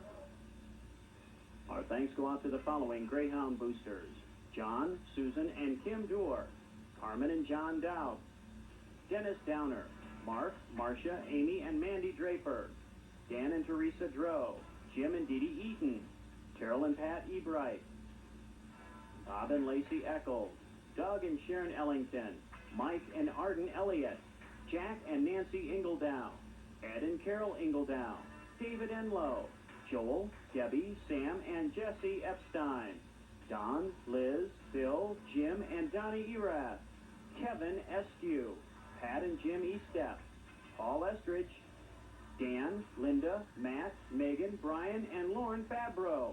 If you'd like to be a Greyhound booster, send your check or money order for $25 to the Greyhound Booster Club, 520 East Main Street, Carmel, Indiana, 46032, and your name will be added to this list. Hello and welcome back. This is Kevin Rush alongside Derek Harding. We're about ready to bring you the second half of play here from Warren Central's home field. The Warren Central Warriors are knotted up with the Carmel Greyhounds 7-7. Carmel's going to receive to start this second half as Warren Central won the coin toss and chose to receive in the first half. And I really think in a close ball game like that, it's going to work to Carmel's advantage. You get the first opportunity to put points on the board. Assuming they can put points on the board, this will be a crucial possession here for the Greyhounds. Yeah, I'm really looking forward to this second half. In a close ball game, it's going to be exciting. Carmel came out real strong and clawed their way back from Noblesville as they were down at half after that in that contest, but they managed to come back and win handily. Let's see how they handle Warren Central here. This by far is the toughest opponent they've played all year. It is. It really is. I mean, Noblesville, they were tied at halftime, but I think Carmel has made a few mistakes against Noblesville. I don't really think that they should have been tied at halftime. Yeah, as Carmel came out and dominated the second half. So the kicking team for Warren Central, Mike Schwartz is their kickoff man. Not to be confused with Matt Griggs, who does the point after and field goal attempt duties, kind of like Cal Alonzo and Emery Sievert. So Schwartz tees it up at the 40 as Polk, Sarah, and David Martin over there on the right side. Go back for your Greyhounds. Shannon Polk had a good return in the first half on their Carmel's last possession in the half. Returned it for about 25 yards. And the second half is underway. As Polk's going to field that one at the 20-yard line. He brings it straight upfield now, comes back left side down at the 34-yard line. Looks like good blocking there for just a second, as if he could maybe break one to the left side, but there's just two men over there containing on that left side of the field and was able to cut Polk down. Looks like he almost even maybe slipped a little bit out there as he kind of fell down into the tackler. But Carmel was not bad to field position, their own 35. So Trisler split far left, Sarah far right, I formation with Whaling and Polk in the backfield. Peening tight end left side. Blake under center. Fakes to Willie, then Polk rolls out right. He's under some pressure. He's going to run with the ball. He's got 10 yards already before he's knocked down at the 48-yard line of Warren Central. I don't know if that was the design play or not, but it sure worked well for Carmel. And Whaling, they faked the hand off to Whaling, and he immediately ran out into the Warren Central secondary, so maybe it was a design play. Richard Clevenger was bringing pressure on from behind. At any rate, it worked out quite well as he picked up about 15 on the play. Ball's going to be positioned at the 48, first and 10 Greyhounds. Again, just underway here in the second half of the score, knotted up at 7. Only one wideout split left, I formation, double tight end set, Blake under center, barks out the signals, gets the snap, gives it to Polk off tackle, he cuts back inside to the middle for a pickup of about 6 before he's ridden down by the Warren Central defensive backs. Well, that play was pretty much right up the middle, and Carmel's interior lineman just did a good job of blowing off the ball and pushing back Warren Central's defensive lineman, and Shannon Polk was able to get a gain of about 5 on the play. So the ball's going to be positioned at the 44-yard line of Warren Central. The Greyhounds break their huddle. Sayre comes out left side, Trisler far right. Polk, one man in the backfield. Bertelli, the slot back left side. He comes in motion across to the right. Blitz is shown. Blitz is given. They give it to Polk right up the middle. Polk breaks one tackle, tries to break and free from 3 Warren Central defenders to get that first down. He's just going to be a bit short, picking up about 4 on the play. I think they're going to call about a half of a yard short as he is just shy of Warren Central's 40-yard line. 3rd and 1, they're going to call it. And we'll see if this full house backfield comes in. Thomas comes in, the backup fullback. And Eric Hedegaard's in there, so there's the same full house backfield. Double tight end set. Blake under center. Barks out the signals. Gives the ball to Hedegaard right side. Hedegaard's got the first down and about 10 yards more on that play. Excellent pickup there, all down at the 34-yard line. Good blocking by Carmel's line again. It looked like the whole line just kind of fell down on the right side there, and Hedegaard went right over him and got the first down. Excellent blocking as Hedegaard just plowed through a giant hole and was able to carry a couple smaller Warren Central players with him. As Carmel breaks their huddle, sends Trisler far left, Polk and Whaling in the backfield, Peeney tight end right side. Pertelli is going to line up as a true tight end now, I formation. Blake under center. Gets the snap, gives the ball to Polk. Polk designed left side, cuts back across the middle, picks up about 4 on the play. On that play, Whaling absolutely tackled number 51, Seth Weithrich of Warren Central. An excellent run there by Polk. When he doesn't pick up 10 or 15 yards, it doesn't look like he picks up much. And he picked up 4. He did that every play. Carmel will be in great shape as they're going to line up in a pro set formation. Peen right side. Bertelli left side. Sayre far left. Pitched left to Polk. Polk, excellent block by Whaling. Cuts it up to the middle of the field. He's got the first down and about a yard more as he goes down at the 23-yard line. Good hard running by Whaling on the play, just busting his way through.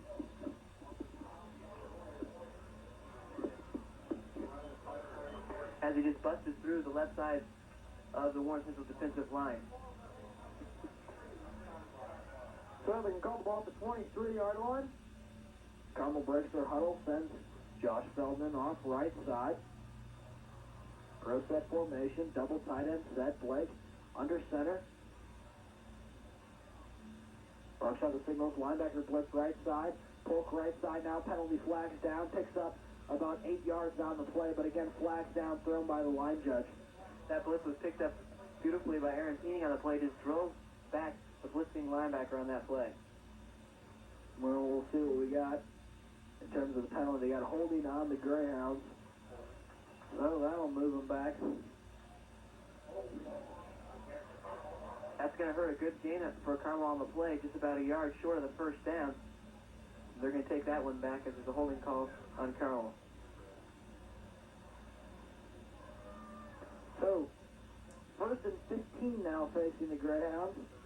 I'd like to see them run here and see if they can pick up about 7 yards with Shannon Polk in an I formation.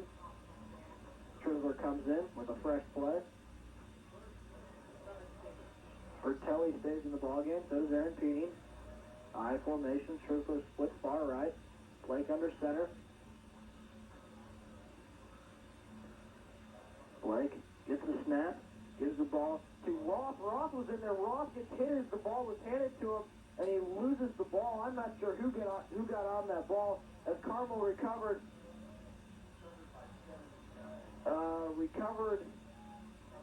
There was Sandquist, I believe. The initial hit by Richard Clevenger, the left defensive end for Warren Central, was a good one that caused that fumble, but Carmel was lucky to recover that one. Well, second and 20. As Blake and Ross not getting much time to practice together, that might have been, but I don't know, Ross got hit right as that ball was given to him, as Ross stays in the ball game. Pertelli's a slot back, shows the far right there, left side. Pertelli moves in motion to the right side. Blitz is shown. Three-step drop to Sarah on the quick slant. They're going to call that ball incomplete, but Sarah trapped it. So that'll make it 3rd and 20. We've seen a lot of blitzes come at Carmel tonight, and Carmel has really done a good job of picking them up. Carmel may be trying to fluster Warren Central may be trying to fluster the second-string quarterback. And the offensive line doing a good job giving Blake some time to pass and to get the handoff away. So Sarah goes far left, Trooper far right. Peening's going to line up in the slot back left side. Polk's the only one in the backfield against 3rd and 20 facing your Greyhounds. The ball's positioned on the 33-yard line. Blake drops back the pass, dumps it off to Peening for what would have been a tight end screen, but he was hit as the ball hit his hands and he lost control of it. Looks like Carmel's looking for that middle screen again. He has blockers out there in the form of Kaminsky, Butt, and Eccles, and the linebacker did a good job of just taking Peening out of that play.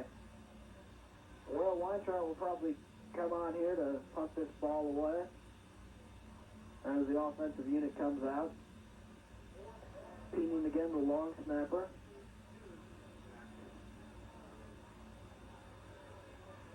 I don't believe that's Weintraub in there punting for the Greyhounds.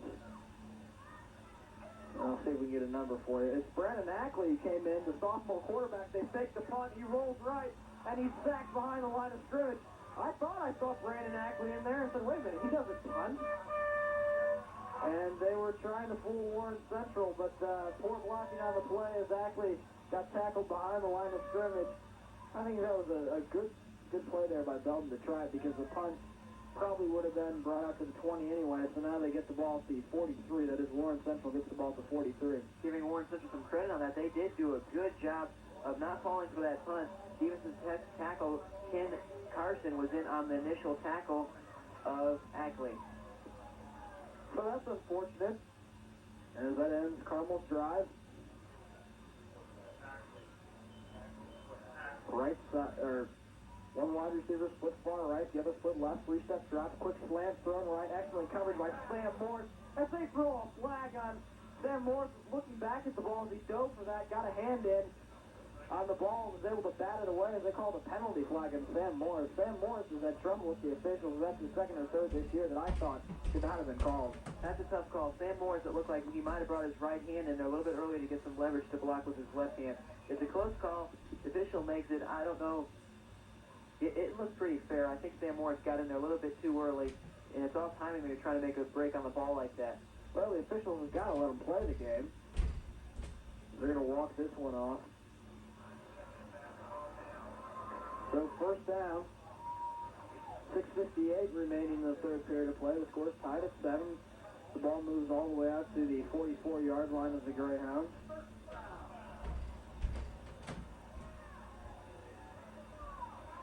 That'll take Warren Central on the Carmel side of the field. So one wide out, split right. Morris is on him. Another wide out, far left, I formation. All slot drops back to pass. He's under a lot of pressure. Penalty flag goes down as he is sacked by Muniz, the left tackle for the Greyhounds, just ran right in and pulled all slot down on the ground. Good job by Ernie Muniz with a bull rush. Got right in there and applied the pressure to Allstott. But again, penalty flags down. Sam Morris doesn't look very happy as the Greyhounds. Eric Hedegaard's talking to officials, holding okay. So that was an odd call. Holding on, he pointed to Warren Central, and then I guess Carmel declined the penalty. Carmel declined it, I guess. I guess he gave a little half point to the Greyhounds, like I thought maybe it was offsetting, but anyway, I don't like these officials. The sack was a little bit farther than the holding penalty would have brought him back. Plus on the holding penalty, they would have been able to keep it down. So the ball now moves over to Warren's 44, second and 21. Facing them, I formation, one wide receiver, split right. Now they bring one all the way over to the left. Ball's on the right hash mark. Kohler blitzes, they hand the ball off. And for a loss of about 5 yards on the play, Billy Brown in there on that stop. Looks like they tried a little bit of a delay to Brooks. Not really a true delay, but he dropped back like he was going to pass and gave it to Brooks. And Carmel not fooled. Billy Brown, that's his second tackle for a loss, as he's had Mike Brooks' number all ball game long, as they really haven't been able to get him going. And 6:10 now remaining in the third period of play. The score knotted up at 7. Warren facing a 3rd and 27 from the 37-yard line. I formation, 2 wideouts, 1 right side. Handoff right up the middle to draw play, but Eric Hedegaard isn't fooled as he just holds on to a shirt of Mike Brooks and tracks him down for maybe a pickup of 6 on that play. That's a good linebacker play by Eric Hedegaard, staying at home, not falling for the fake and making a good tackle. Actually, it was more like 4 yards, and it'll be about 4th and 24. And is into punt for Warren Central. Matt Griggs. So Carmel's defense doing a good job of stopping Warren Central and is going to give it back to the offense in fairly good field position. See if they can't put points on the board. They're standing at the 25-yard line. Griggs standing at his 25. The snap is good, fielded cleanly. The punt is away cleanly. Sarah backpedals to the 15. He's going to try to run this one out. He makes one move, makes 2 defenders fall down around the right side. He's got some room to run as he's going to be ridden out of bounds at the 35-yard line. Excellent run back by John Sarris. He just faked 2 would-be tacklers right onto the ground. That was a good punt for Warren Central. Took Sarah all the way back to his own 15-yard line before he could field it, and he made a juke move that dropped 2 non-blocked Warren Central coverage men. So Carmel will start off from their 34-yard line. Pretty good field position. Yeah, there was a penalty flag thrown as Sarah was hit out of bounds. He might have been hit late, but regardless, it was on Warren Central. So it'll be 1st and 10 with who they're going to mark this ball. And it looks like it's going to be a late hit here, as they now mark the ball at the 44-yard line of the Greyhounds. Face mask, 10-yard face mask penalty. That hurts. Yeah, that doesn't help after Sarah had an excellent run back. Again, taking 2 Warren Central players right on their backs. As Carmel's kicker, Kyle Alonzo, in left side. As a wideout this time, pro set formation. Double tight end, Blake looks over to Coach Jim Belton. And I guess everything's underway now as the offensive line sets up. Blake gets under his center. Marks out the signals. It's a blitz, linebacker blitz, picked left to Whaling. Whaling tries to get around the left side, but he's mowed down by linebacker Seth Wheatrick on the tackle. They did bring a linebacker blitz, but then the right linebacker for Warren Central, Seth Wheatrick, makes a nice play staying at home and making the good tackle, unfortunately for Carmel. So a loss of about 4 on that play. And Trisler and Sayre come in the ballgame. They send Pertelli out. Polk is also in with Whalen in an I-back set. Sayre goes left side. Trisler far right. In I set, Peeny tight end right side. Blake under center. They show blitz. They do blitz. Pitch right to Polk. Polk runs into a wall of defenders and picks up about 2 on the play. They've been blitzing all night, and Carmel's done a pretty good job of picking up. Unfortunately, there was good defensive line play on the left side from Ken Carson and Joe Scott for Warren Central, just not being able to bust that one open. So it's 3:43 mark in the third period of play. Third and a long 10 to facing your Greyhounds as Aaron Peeny comes out and 3 more wideouts come in. Bayard comes in. Polk goes out. Trisler, Sayre right side. Feldman, Bayard left side. Whaling, the lone man in the backfield. Blake under center. Barks out the signal. Takes a snap, drops straight back to pass. Looks right, throws right to Trisler, but way overthrown as he threw right into a defensive back hands, but he wasn't able to hold on to that ball, as that was very close to an interception. Brian Richards there on that play. Richards, the free safety for Warren Central, made a good read, and that pass was thrown right over the middle. And the free safety was sitting in the middle ready to intercept that one. Unfortunately, he couldn't handle it for Warren Central.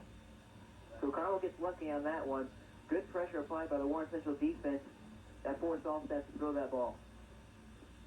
So into punt now is actually Weintraub this time, as he gets away cleanly under some pressure, and will be fielded about the 25-yard line, where the punter takes a knee. That was a gutsy catch by Brooks, who fielded that punch. He didn't call a fair catch, and he made a good catch. Unfortunately, put his knee down, so the ball's going to be down before he could run with it.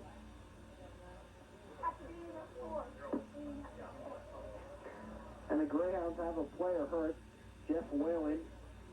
He left the game holding his left arm. Is their starting fullback. We'll see if he comes in for the next series. As Warren Central lines up in an I-back set, one receiver split left, drops back to pass, throws left. He's got a man open for the first down at the 40. Now he's got some room to run the 50 down. He's finally ridden out of bounds all the way down at Carmel's 40-yard line. Boy, that's a tough play for Carmel. Just to throw out into the flat to the tight end for Warren Central. And Joe Colo, the inside linebacker, looked to be trailing a little bit on his coverage on that tight end. And Warren Central's tight end broke that one open for a big gain. Richard Clevenger, the second-string tight end for Warren Central, is on the receiving end of that play. He's going to spot this ball at the 43-yard line. 2 wideouts, one on the right, one on the left. I formation. All slot. Gives it to the fullback right up the gut. Nothing doing there. It's excellent penetration by the Greyhounds, as they only picked up maybe 2 on the play. Good job for the Greyhounds of getting filling their gaps on that play, not allowing the running back to get any room to run.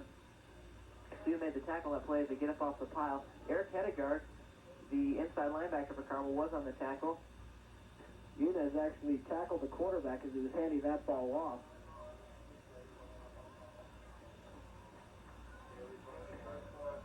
So Warren gets a fresh play in here with the 2 minute and 10-second mark in the third period of play. And the score mounted up at 7.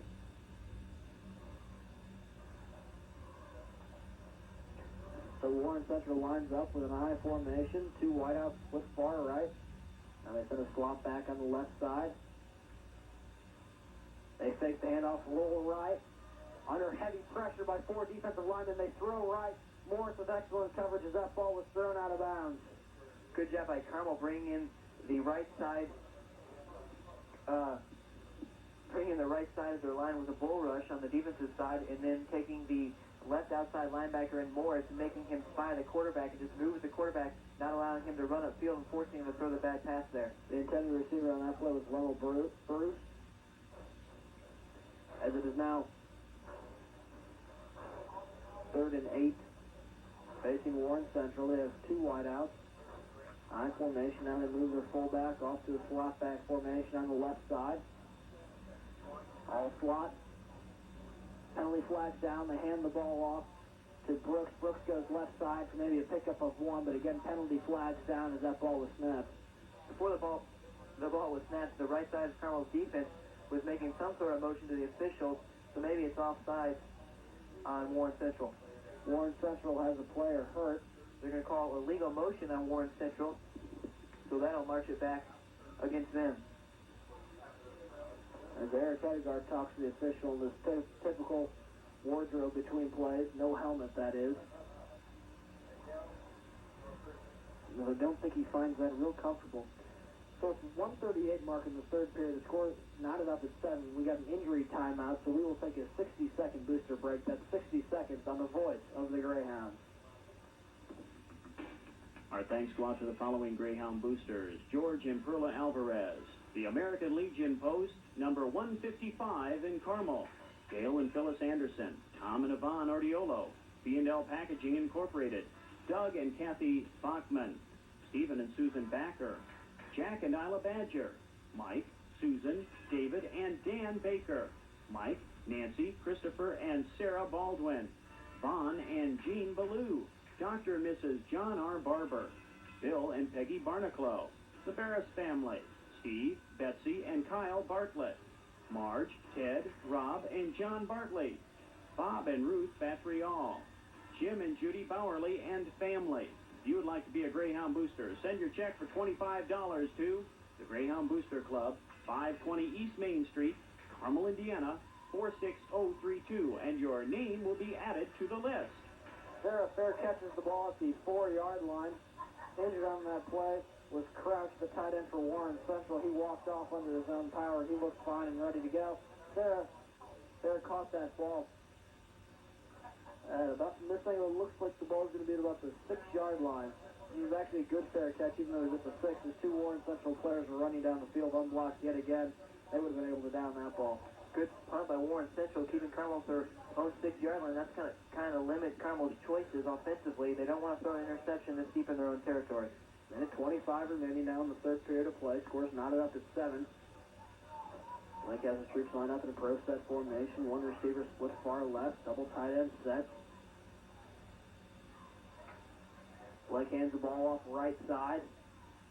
Pickup of about 7 on the play. That's a good play for Carmel. Not only is it a 7-yard gain, but it gives Carmel some breathing room and more offensive choices as they're not on their own 6-yard line anymore. I believe that was Roth there on the carry, as Welling is not in the ball game. We did say he left with holding his left arm after Carmel's last possession. It looks like it's going to be Polk in there with Thomas, the backup fullback, pro set formation, double tight end set, no receivers. Blitz again by the linebackers to give the ball to Thomas, right side. Thomas moves the pile forward for about 4 on the play, maybe 3.5. It's going to be real close to a first down.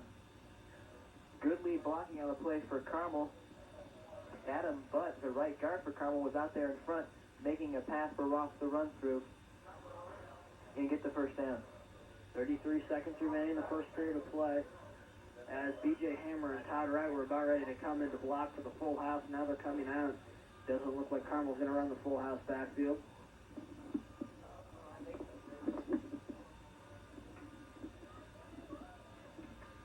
As Carmel remains in a tunnel, trying to get things sorted up. They sent out about 6 players in and out of the huddle now.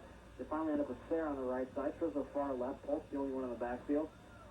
Peeney, the slot back right side, comes in motion across the left side. Fratelli's over there as well.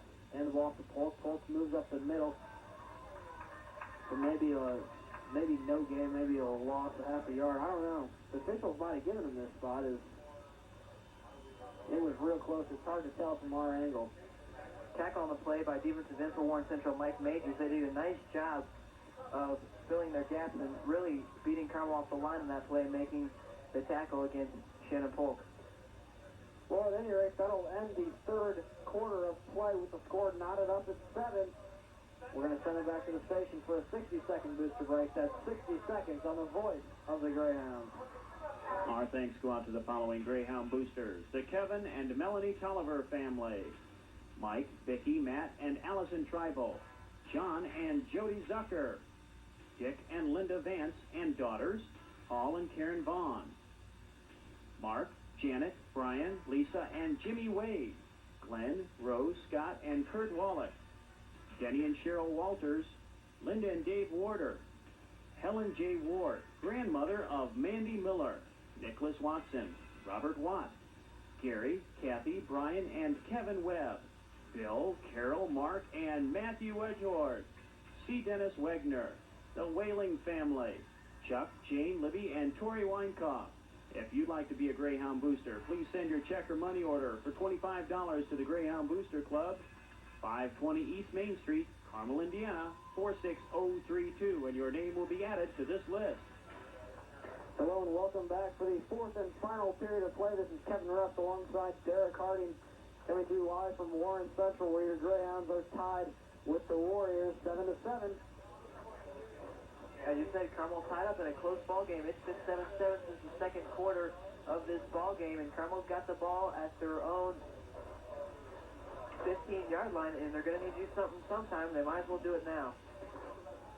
Still second down, second and short, second and about 3 inches I formation, 3 wideouts, 2 on the right side. Blake under center. Fakes the poke, rolls out left side. It's a bootleg. And he's going to get the first down by just a hair as he was diving out of bounds, and we saw a bunch of Warren Central defensive backs and linebackers all swarming in on him. Britt Thomas, the fullback, in on that play, lead blocking on the bootleg after the fake handoff was given to him. I think we saw that earlier where there was a fake handoff to the fullback, and he went out and picked up that inside linebacker to lead block on the play. This time not quite as successful as the first time we saw it in the first half. So the 5'10", 175-pound junior fullback, Brent Thomas, doing an excellent job filling in for the shaken up Jeff Whaling as he lines up in a pro set formation with Polk in the backfield. Trisler splits far right. Blake under center. Drops back. Pass. No, he's going to give the ball to Polk.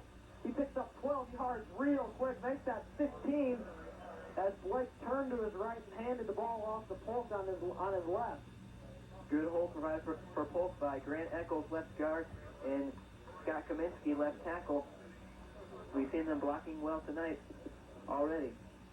So first and 10 for your Greyhounds. Ball's going to be put on the 30-yard line. This pick was about 14 as he took a couple tacklers along with him.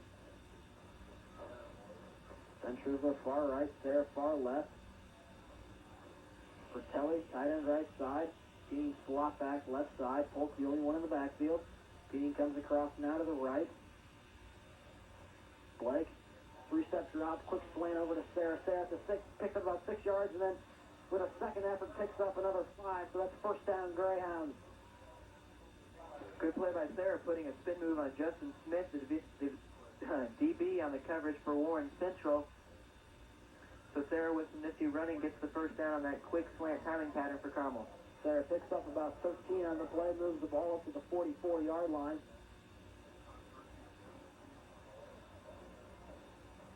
As Trisler and Brent Thomas come in with the fresh play for quarterback Blake. Then Trisler off far right. Polk in an iron formation with Brent Thomas. Double tight end set. Blake takes the snap, gives it to Polk left side. Polk spin move, picks up about 8 yards before he's finally dropped down. Lead blocking on the play was Brent Thomas and Kaminsky. Kaminsky the left tackle, and Brent Thomas filling in at fullback, doing a good job, giving Shannon Polk a lot of running room on a gain of about 8 yards on that play. 9 minutes and 49 seconds remaining here in the ball game. The score is again knotted up at 7. Your Greyhounds have possession of the ball on a 2nd and 1.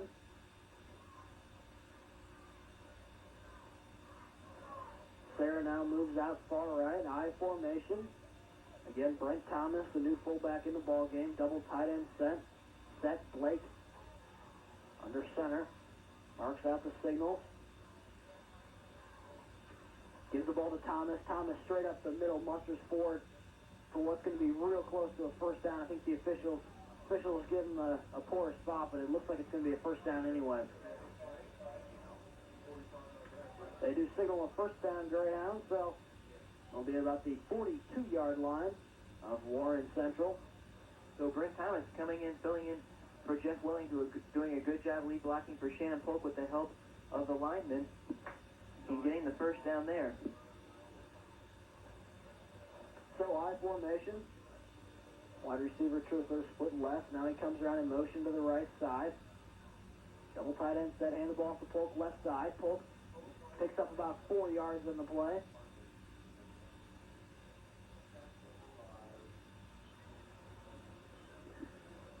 Looks like he was tackled on the play by Jason Ford, linebacker for Warren Central. So 2nd and 6 now.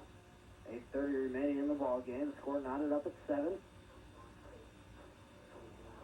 Carmel sends Sarah far right, split back formation, double tight end set. Blake under center. Takes the snap, fakes to Thomas, gives it to Polk on the right side. Oh, and Polk is just stuck after picking up about 2 yards. Good tackle on the play by defensive back Justin Smith, the senior for Warren Central. A good heads-up play coming in and making a tackle, and Carmel pulls the whole left side of the line. Scott Kaminsky and Grant Uncles on that play. You're looking from where we are. They pull them towards us, and they came steaming down the line and made their blocks against the tackle and the outside linebacker on this side. But the defensive back made the play. Justin Smith, the senior for Warren Central. Carmel lines up, double tight end set, Truthler far left.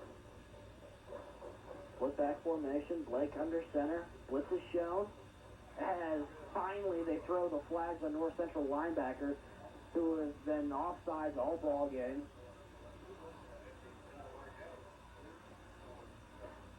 As that should be on them. Yeah, they're going to call offsides on North Central or encroachment. Automatic first down. But more importantly, that'll move the ball to the 35-yard line of Warren Central as Carmel inches closer to its second touchdown of the ball game. So Carmel, with this long drive, keeps it going in the fourth quarter. They've been with this drive since the beginning of the fourth quarter. Carmel lines up in an I formation. Truthler split left. Blake under center. Takes the snap. Takes the pitch. Gives it to Thomas up the middle. Thomas picks up about 7 on the play. Excellent fake pitch to Polk. This drive so far has elapsed 4.5 minutes off the clock for Carmel.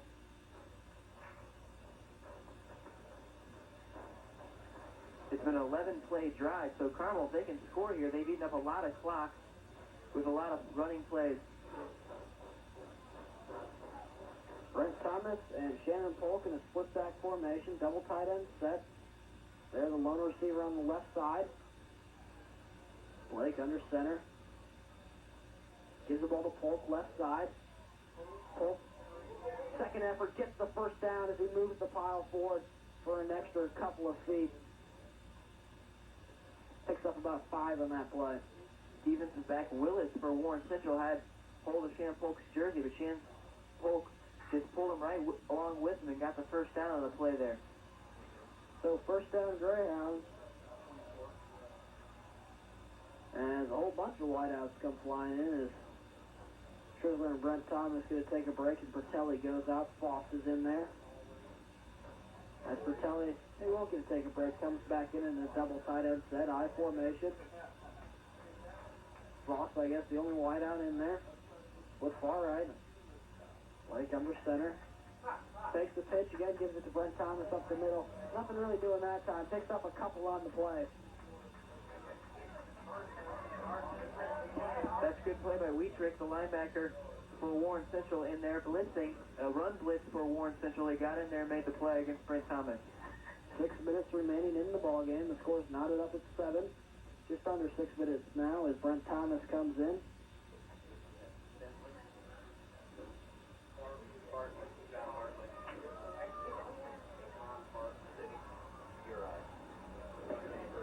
Blake under center. I formation, Sarah split left. Bootleg left side. He's rolling around the left side. Penalty flags down in the backfield. That's probably going to be holding. As they're going to call holding on Brent Thomas as he was whipping his man all over the backfield. Yeah, Brent Thomas rolled out with Blake on that play, and he missed his block and just pulled his guy right down. I suppose that's better than getting your quarterback killed. Yeah, in a lot of situations it is. Holding Carmel. That'll push him back. Was 2nd and 10.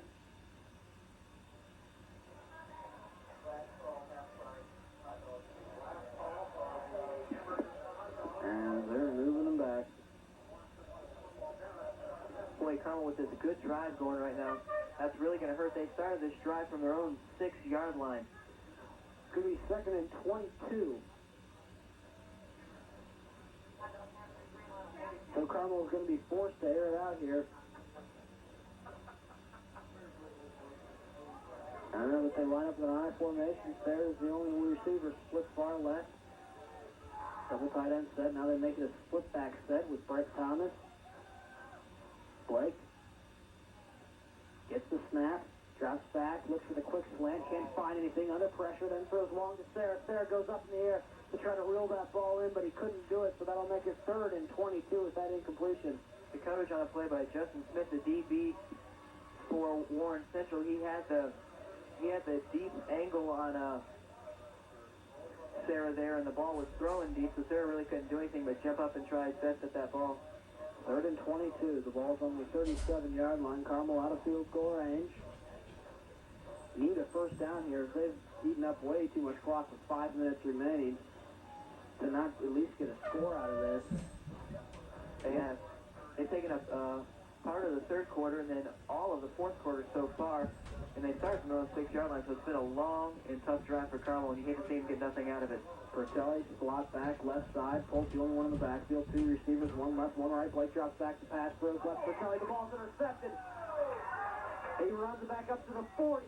1 man to beat, and Blake brings him down at the 50-yard line. That's really too bad for the Greyhounds. Justin Smith, the DB for Warren Central, I talked about him the play before, and he makes the break on the ball and gets the interception. A good interception. He bobbled it, but he held on to it, and Blake made a nice job tackling the interception. The person made the interception. Well, Carmel's defense has taken a long break, as well as about a 12-minute drive. Yeah, at least. But of course, Warren Central's offense has gotten a break now as an excellent interception to finally stop that play. As that the drive started all the way down to the 6-yard line. That's got to be huge for Warren Central. They're going to line up in a wishbone formation. This is the first time we've seen them run out of this. 1 receiver split right. Then a man in motion onto the left side now. Now it's just an I formation. And to the fullback up the middle. Pick up of a couple on the play. Again at the 4:42 mark. Score's knotted up at 7. Good job by Carmel. Inside linebacker Eric Hedegaard on the stop. 2nd and 8. Jim Bailey got the call that time. Carmel's defense needs to stop Warren Central 1 more time. As they line up with 1 wide out, split left. I formation. They drop back to pass. Penalty flags down. The screen play. The pass is underthrown. As there are 3 or 4 guys in there on all stop, but it was a screen play that did not work. It was incomplete. Pressure applied to all stop by Joe Kohler and Wagner on the play, forcing him to throw that pass well underthrown. And all stop through that premature, holding Warren Central. As the officials are talking to Eric Hedegaard to see what Carmel wants to do. They're going to walk it off.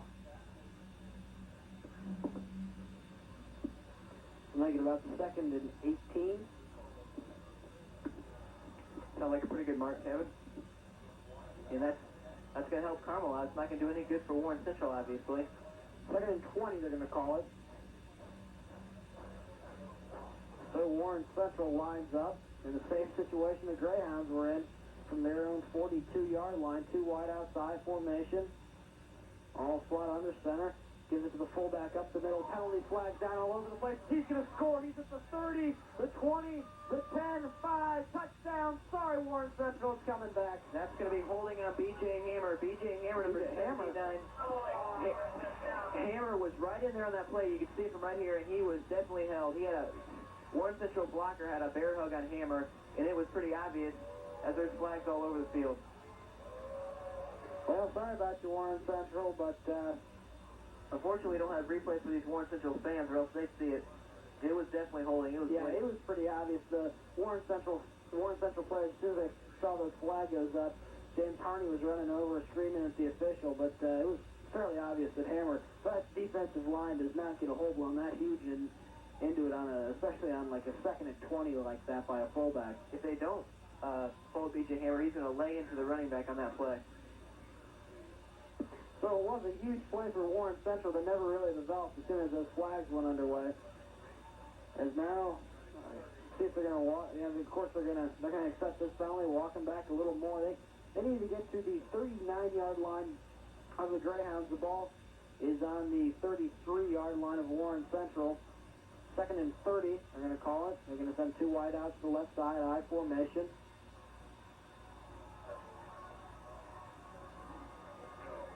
They drop back to pass. They look left. He's under some pressure, and he's sacked! Sacked by B.J. Hammer. They didn't hold him that time, and he made the play. He sacked him there. Also in on the sack, just the second leg was Todd Wright. Another excellent play coming right off the gut. So that'll make it 4th and 30. 3 minutes and 30 seconds remaining in the ball game. The score is knotted up at 7. And Carmel's offense controlling the ball most of the game, and if the defense can, most of the fourth quarter, if the defense can give it back to him, I think Carmel has an excellent chance to put points on the board to stay. And we were lucky there. Morris was on the left side. He missed his coverage. They had to throw a safety up there to cover him, and Morris had to drop back into the safety spot as they're going for it on 3rd and 36 as they run the ball up the middle with the fullback, and the ball's fumbled. As Carmel dives for it, I'm not sure if they recovered or Warren Central did. So I thought that was 4th and 36. It was 3rd and 36.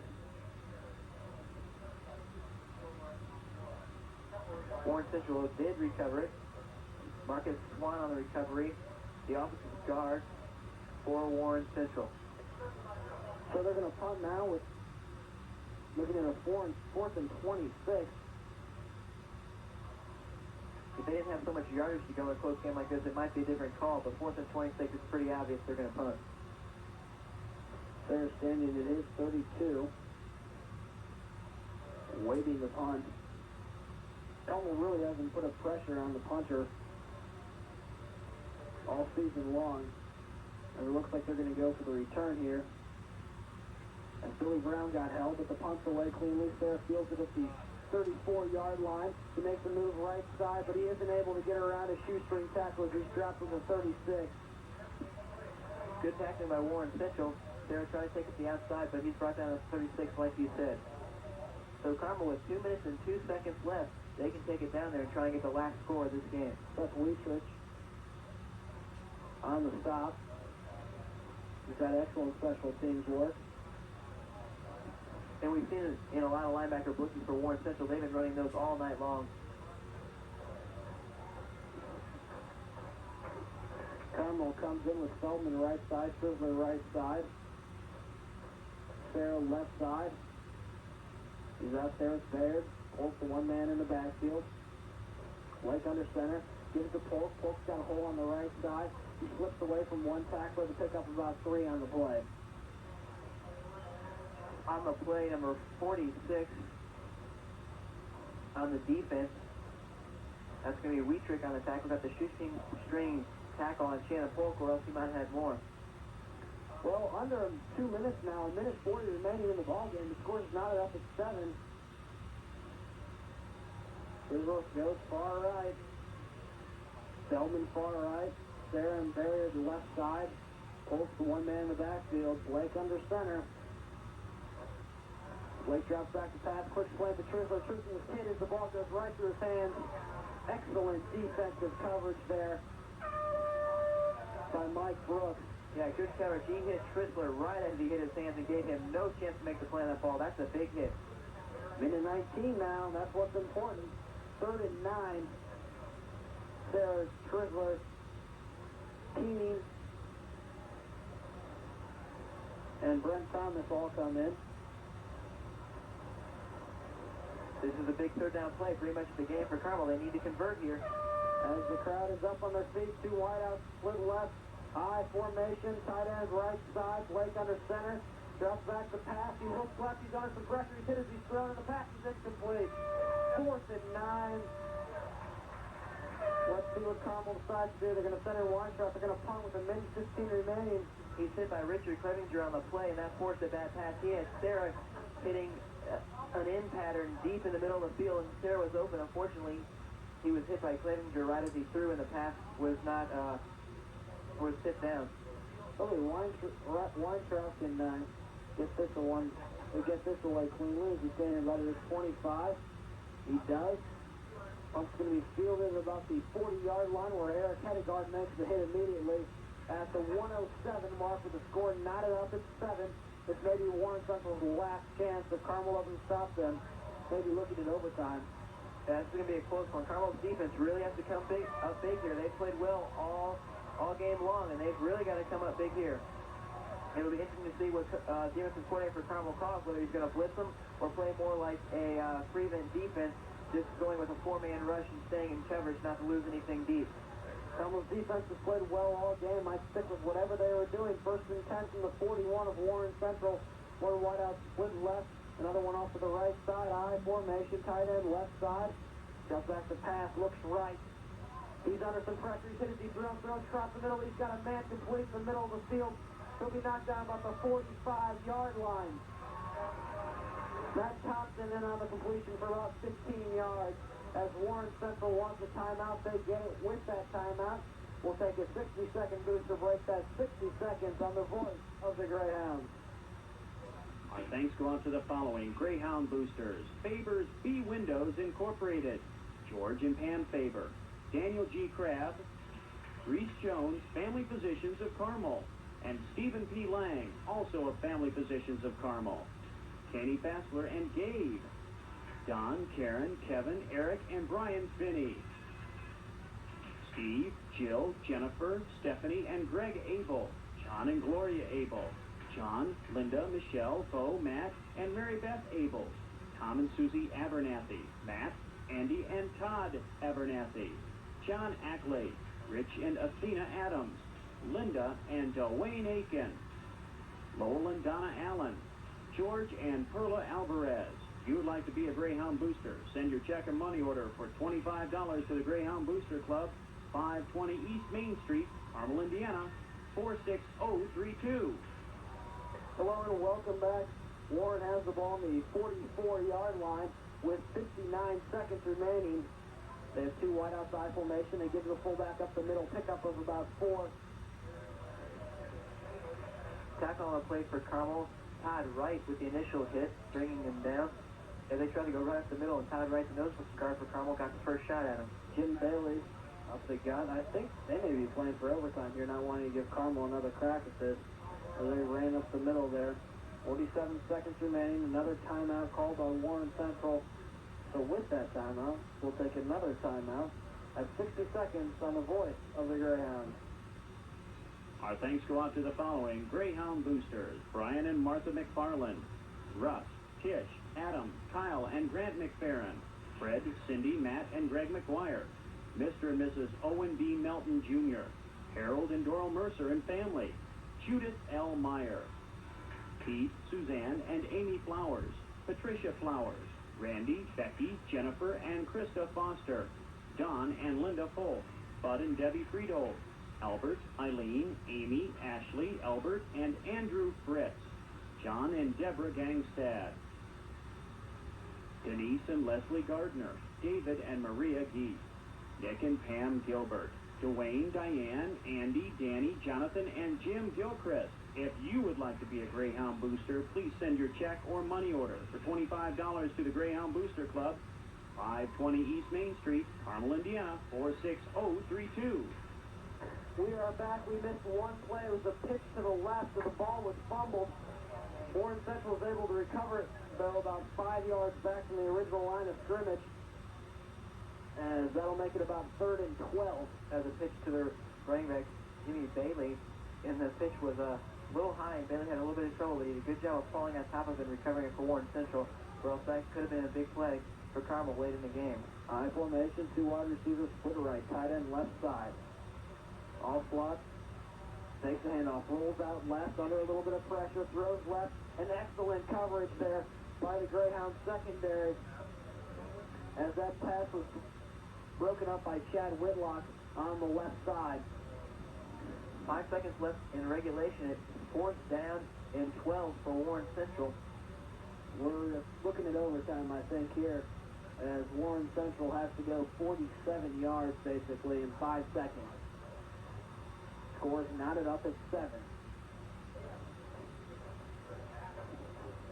They might give it one shot, though, so Carmel's defense has got to be ready. They line up in an I formation, 3 wideouts, 2 on the right, 1 left side. All spot under center, drops back, looks right, he's under some pressure, and he's hit as he's throwing, and the ball is intercepted by Rolling, just goes down, and that'll end regulation play with the score knotted up at 7. Greg Shaheen, George and Cynthia Boldridge, Leo and Gia Bonaventura, Greg Bonnell family, Long Electric, Jim Borgioli and Pam Borgioli, Thomas and Aine Borman, Jacqueline Brainman, Richard and Ann Braley, David, Vicky, Sean, Jeremy, and Courtney Bricker. Steckley's Catering, Tom, Tina, and Michael Britton. If you would like to be a Greyhound Booster, send your check or money order to the Greyhound Booster Club, 520 East Main Street, Carmel, Indiana, 46032. Hello and welcome back to the overtime period of play. We have a correction to make. This was my fault. It was Joe Kohler in on the interception. You give credit there to Joe Kohler making that clutch play. Now the overtime in high school, they each get 4 downs to score a touchdown. They just kind of keep going at it until someone doesn't score a touchdown. And from my understanding, they flip a coin and see if they want to defend first or go for it first. And I think as well as Carmel's defense has been playing, I think they should probably go ahead and try to defend for it. If that is, of course, if they win the toss and they come out to decide exactly that in the center of the field with the officials. It's a tough call, but then again, you might want to put the pressure on first and put the pressure on Warren Central to make the play. Well, they'll start the ball with the 10-yard line. They get 4 plays from the 10. So basically, they have to get a first down. Kind of reminds me of some backyard football rules. Ends of overtime. It's definitely a tough decision if you win the toss. Although, I don't know, you might want to go on offense first just to put the pressure on Warren Central to score the touchdown. Well, either way, you got to do both. So, we'll see what Carmel goes ahead and decides to do. This is what's nice about having Belton on the sidelines. He's been doing this for a long time. He knows exactly how to handle these high-pressure situations. I'm sure he's got his boys trained to do exactly that. As it looks like Warren's talking to their coaches. We haven't gotten the official sign if they won the toss or not. Carmel wins the toss. Oh, no, Carmel's going to kick off. I mean, I can't tell. Well, It must be Warren Central ball. I think Warren Central's ball. There's no real official sign. It just involves a lot of touching people's shoulder pads by the official. Yeah, I couldn't tell by what he was calling there. Sense. He touched Carmel's shoulder pads like they won the toss, and he gave the ball to Warren Central like they won the toss. But I think it's going to be Warren Central ball. So we believe Carmel's defense will come in. So Carmel's defense will be asked to come up big here against Warren Central, who has the first shot at it from the 10-yard line.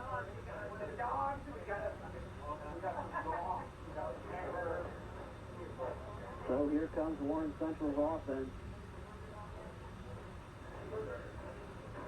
Hoping to put 4 plays together to punch it into the end zone. Pressure's on. Tom Allstott, the quarterback from Warren Central. Yeah, either way it goes here, it's not really going to matter. Both teams have played well tonight. You can't really blame the Carmel players. They played well tonight, and either way it goes here, I think they gave a brave effort tonight against Warren Central. And I think you might be right saying defense go first, because our defense has played a good ball game, as both defensive units have. Well, wishbone formation, double tight end set. Outside under center. Barks out the signal. Gives the ball to the tailback right up the gut. Looks like he's going to make it to about the 6-yard line. It'll be second and goal from the 6. Good job by Carmel stopping the run there, filling the gap. Linebackers coming up into their gap. Well, they're going to make that a 7. Make that second and 7. Or reality second and goal. Warren Central huddles up. Carmel's defense needs a big stop here. Wishbone formation. And line up with 10 men in the box. Hand off the tailback right up the middle again. Only a pickup of a couple. Now it's Mike Brooks again on the play. Carmel just jumped on that side of the line where they're running. A good game tackling by Carmel, making a wall for the Warren Central back to run through. Looks like he's going to be just inside the 5. They're going to spot it just outside of the 5. So we'll call it 3rd and 5. Again, this 4-down territory.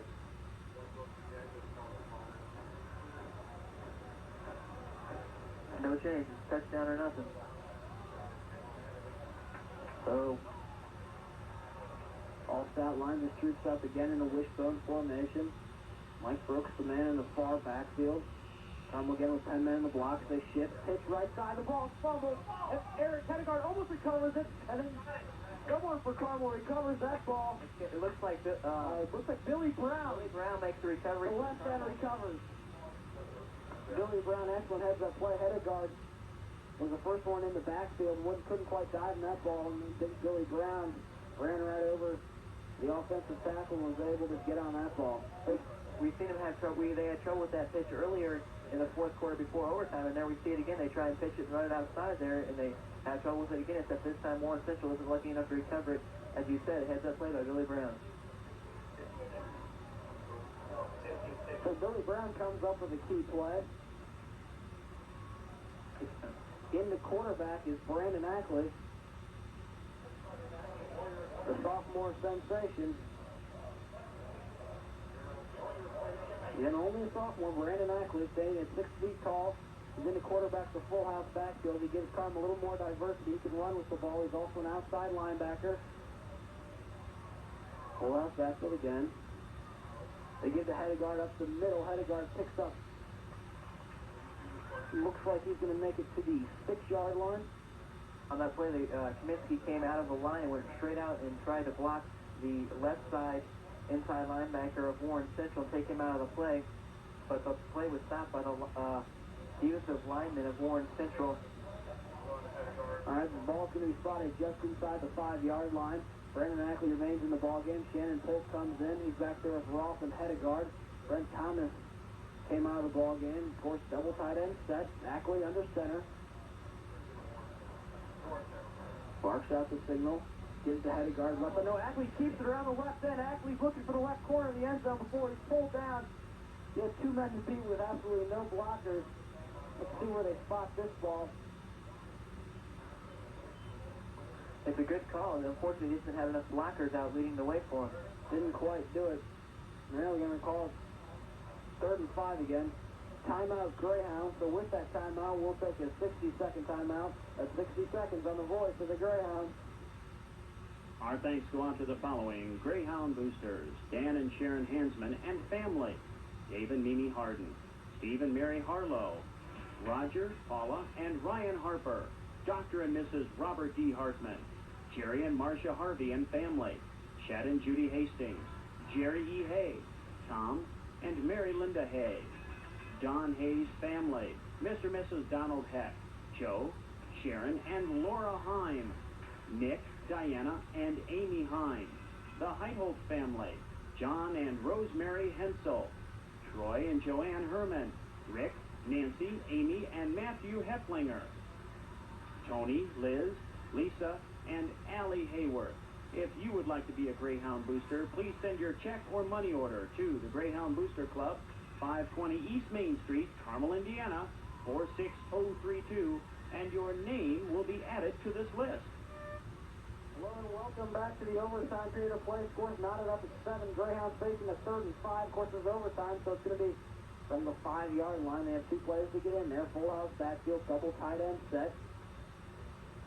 Ackley now quarterbacking in the overtime period. Hands off to Hedegaard. Hedegaard over the left tackle, and he was stuffed for maybe a 1.5-yard pickup as he had just maybe a slim chance to squeak into that end zone as the Greyhounds are going to come in and try to kick a field goal. Yeah, this is the game right here. Greyhounds can win it right here with this field goal. Lonzo's been good. If it's Lonzo kicking. I'm going to assume it is Kyle Lonzo kicking. Lonzo is yet to attempt a field goal, but he's kicked several point-after attempts from this spot. Warren Central wants a timeout to attempt to ice Kyle Lonzo. Although this never works, we'll stay with you here for this timeout. Again, the score's now up at 7, but that doesn't really matter here in this overtime period of play. From high school, they get 4 shots to get into the end zone, and we're doing kick you to field goal, and they get 4 shots. Your defense, that is, to stop the other team, and then you win the ball game. This will be the game-winning kick if Kyle Lonzo can knock it in. So the ball spot at the 4-yard line, plus 6 yards to the hole. That's 10 plus 10 in the end zone, so it's going to be about a 20-yard field goal attempt for Lonzo. Definitely within his range. So the timeout, of course, by Warren Central to ice Kyle Lonzo. I don't really know how long. I don't really know if that's ever worked at any level of play. Kyle's probably happy to get a little break before he has to go out and attempt this game winner. Well, you're right. I'm not sure if it works or not, but you might as well use them. You got them. Might as well use it when you got him, you're right. So Kyle Lonzo sets up with his holder, Nick Blake. Aaron Peeney, the long snap. Officially, it looks like it's going to be about a 21-yarder. Yeah, it looks like about 21-yarders. Nick Blake kneels at the 11. Waiting the long snap from Aaron Peeney, and this could be the game where the hold is good. It is up. It's good. Kyle Lonzo wins the football game for the Carmel Greyhounds as they are swarmed under here in overtime. They win 10-7 over Warren Central. That must be a heartbreaking defeat for them. So we will send it back to the studio for a 2-minute booster break. That's 2 minutes, and we'll come back and we'll wrap it up on WHJU, the voice of the Greyhounds. Our thanks go out to the following Greyhound boosters: Ted and Dottie Broad, Jim and Marianne Brocky and family, Peggy and Bob Broda, Barry Brody, Jerry, Debbie, and Lindsey Brown, Margie and Bill Bryan, Don, Becky, Brooke, and Drew Bryanton, Jim and Joyce Burrow, Nasser, Patricia, and Adam Butt, the Kale family, Don, Betty, and Steve, Dennis and Charlotte Cake, Norman and Deborah Callahan, Hugh and Lee Calvin and family, John and Jan Canine, Bill and Susan Cantwell and family, Jackie Rasmussen and family, Kenneth Recker, Ross Scholler. If you would like to be a Greyhound booster, send your check or money order to the Greyhound Booster Club for $25 at 520 East Main Street, Carmel, Indiana, 46032, and your name will be added to this list. Our thanks go out to the following Greyhound boosters: the Buzz Wisiger family, Beth, Aaron and Ashley Welch, Mike, Sue, Jeff, Brian, and Leslie Wells, the Wendell family, Ray and Linda Weslowski, TJ and Sherry White, Jerry and Katie Whitlock, Tom and Mary Whitmore, Bill, Linda, Ben, and Nathan Wilhelm, Dr. and Mrs. David C. Williams, Fran Williamson, Tony Willis, Chris and Frank Wilson, Steve and Sharon Wilson, Ray and Randy Wilson and family, Mark and Nancy Winsky, John and Nancy Wolf, Val and Hugh Wolf, Bruce and Jackie Wolf and family, Larry and Carolyn Woodling, Dave, Sue, Matt, Jay, and Laura Wood, Sam and Sharon Yao, Jay and Susan Yee, the Yallies family, Wayne and Jenny Ziegler. If you'd like to be a Greyhound booster, send your check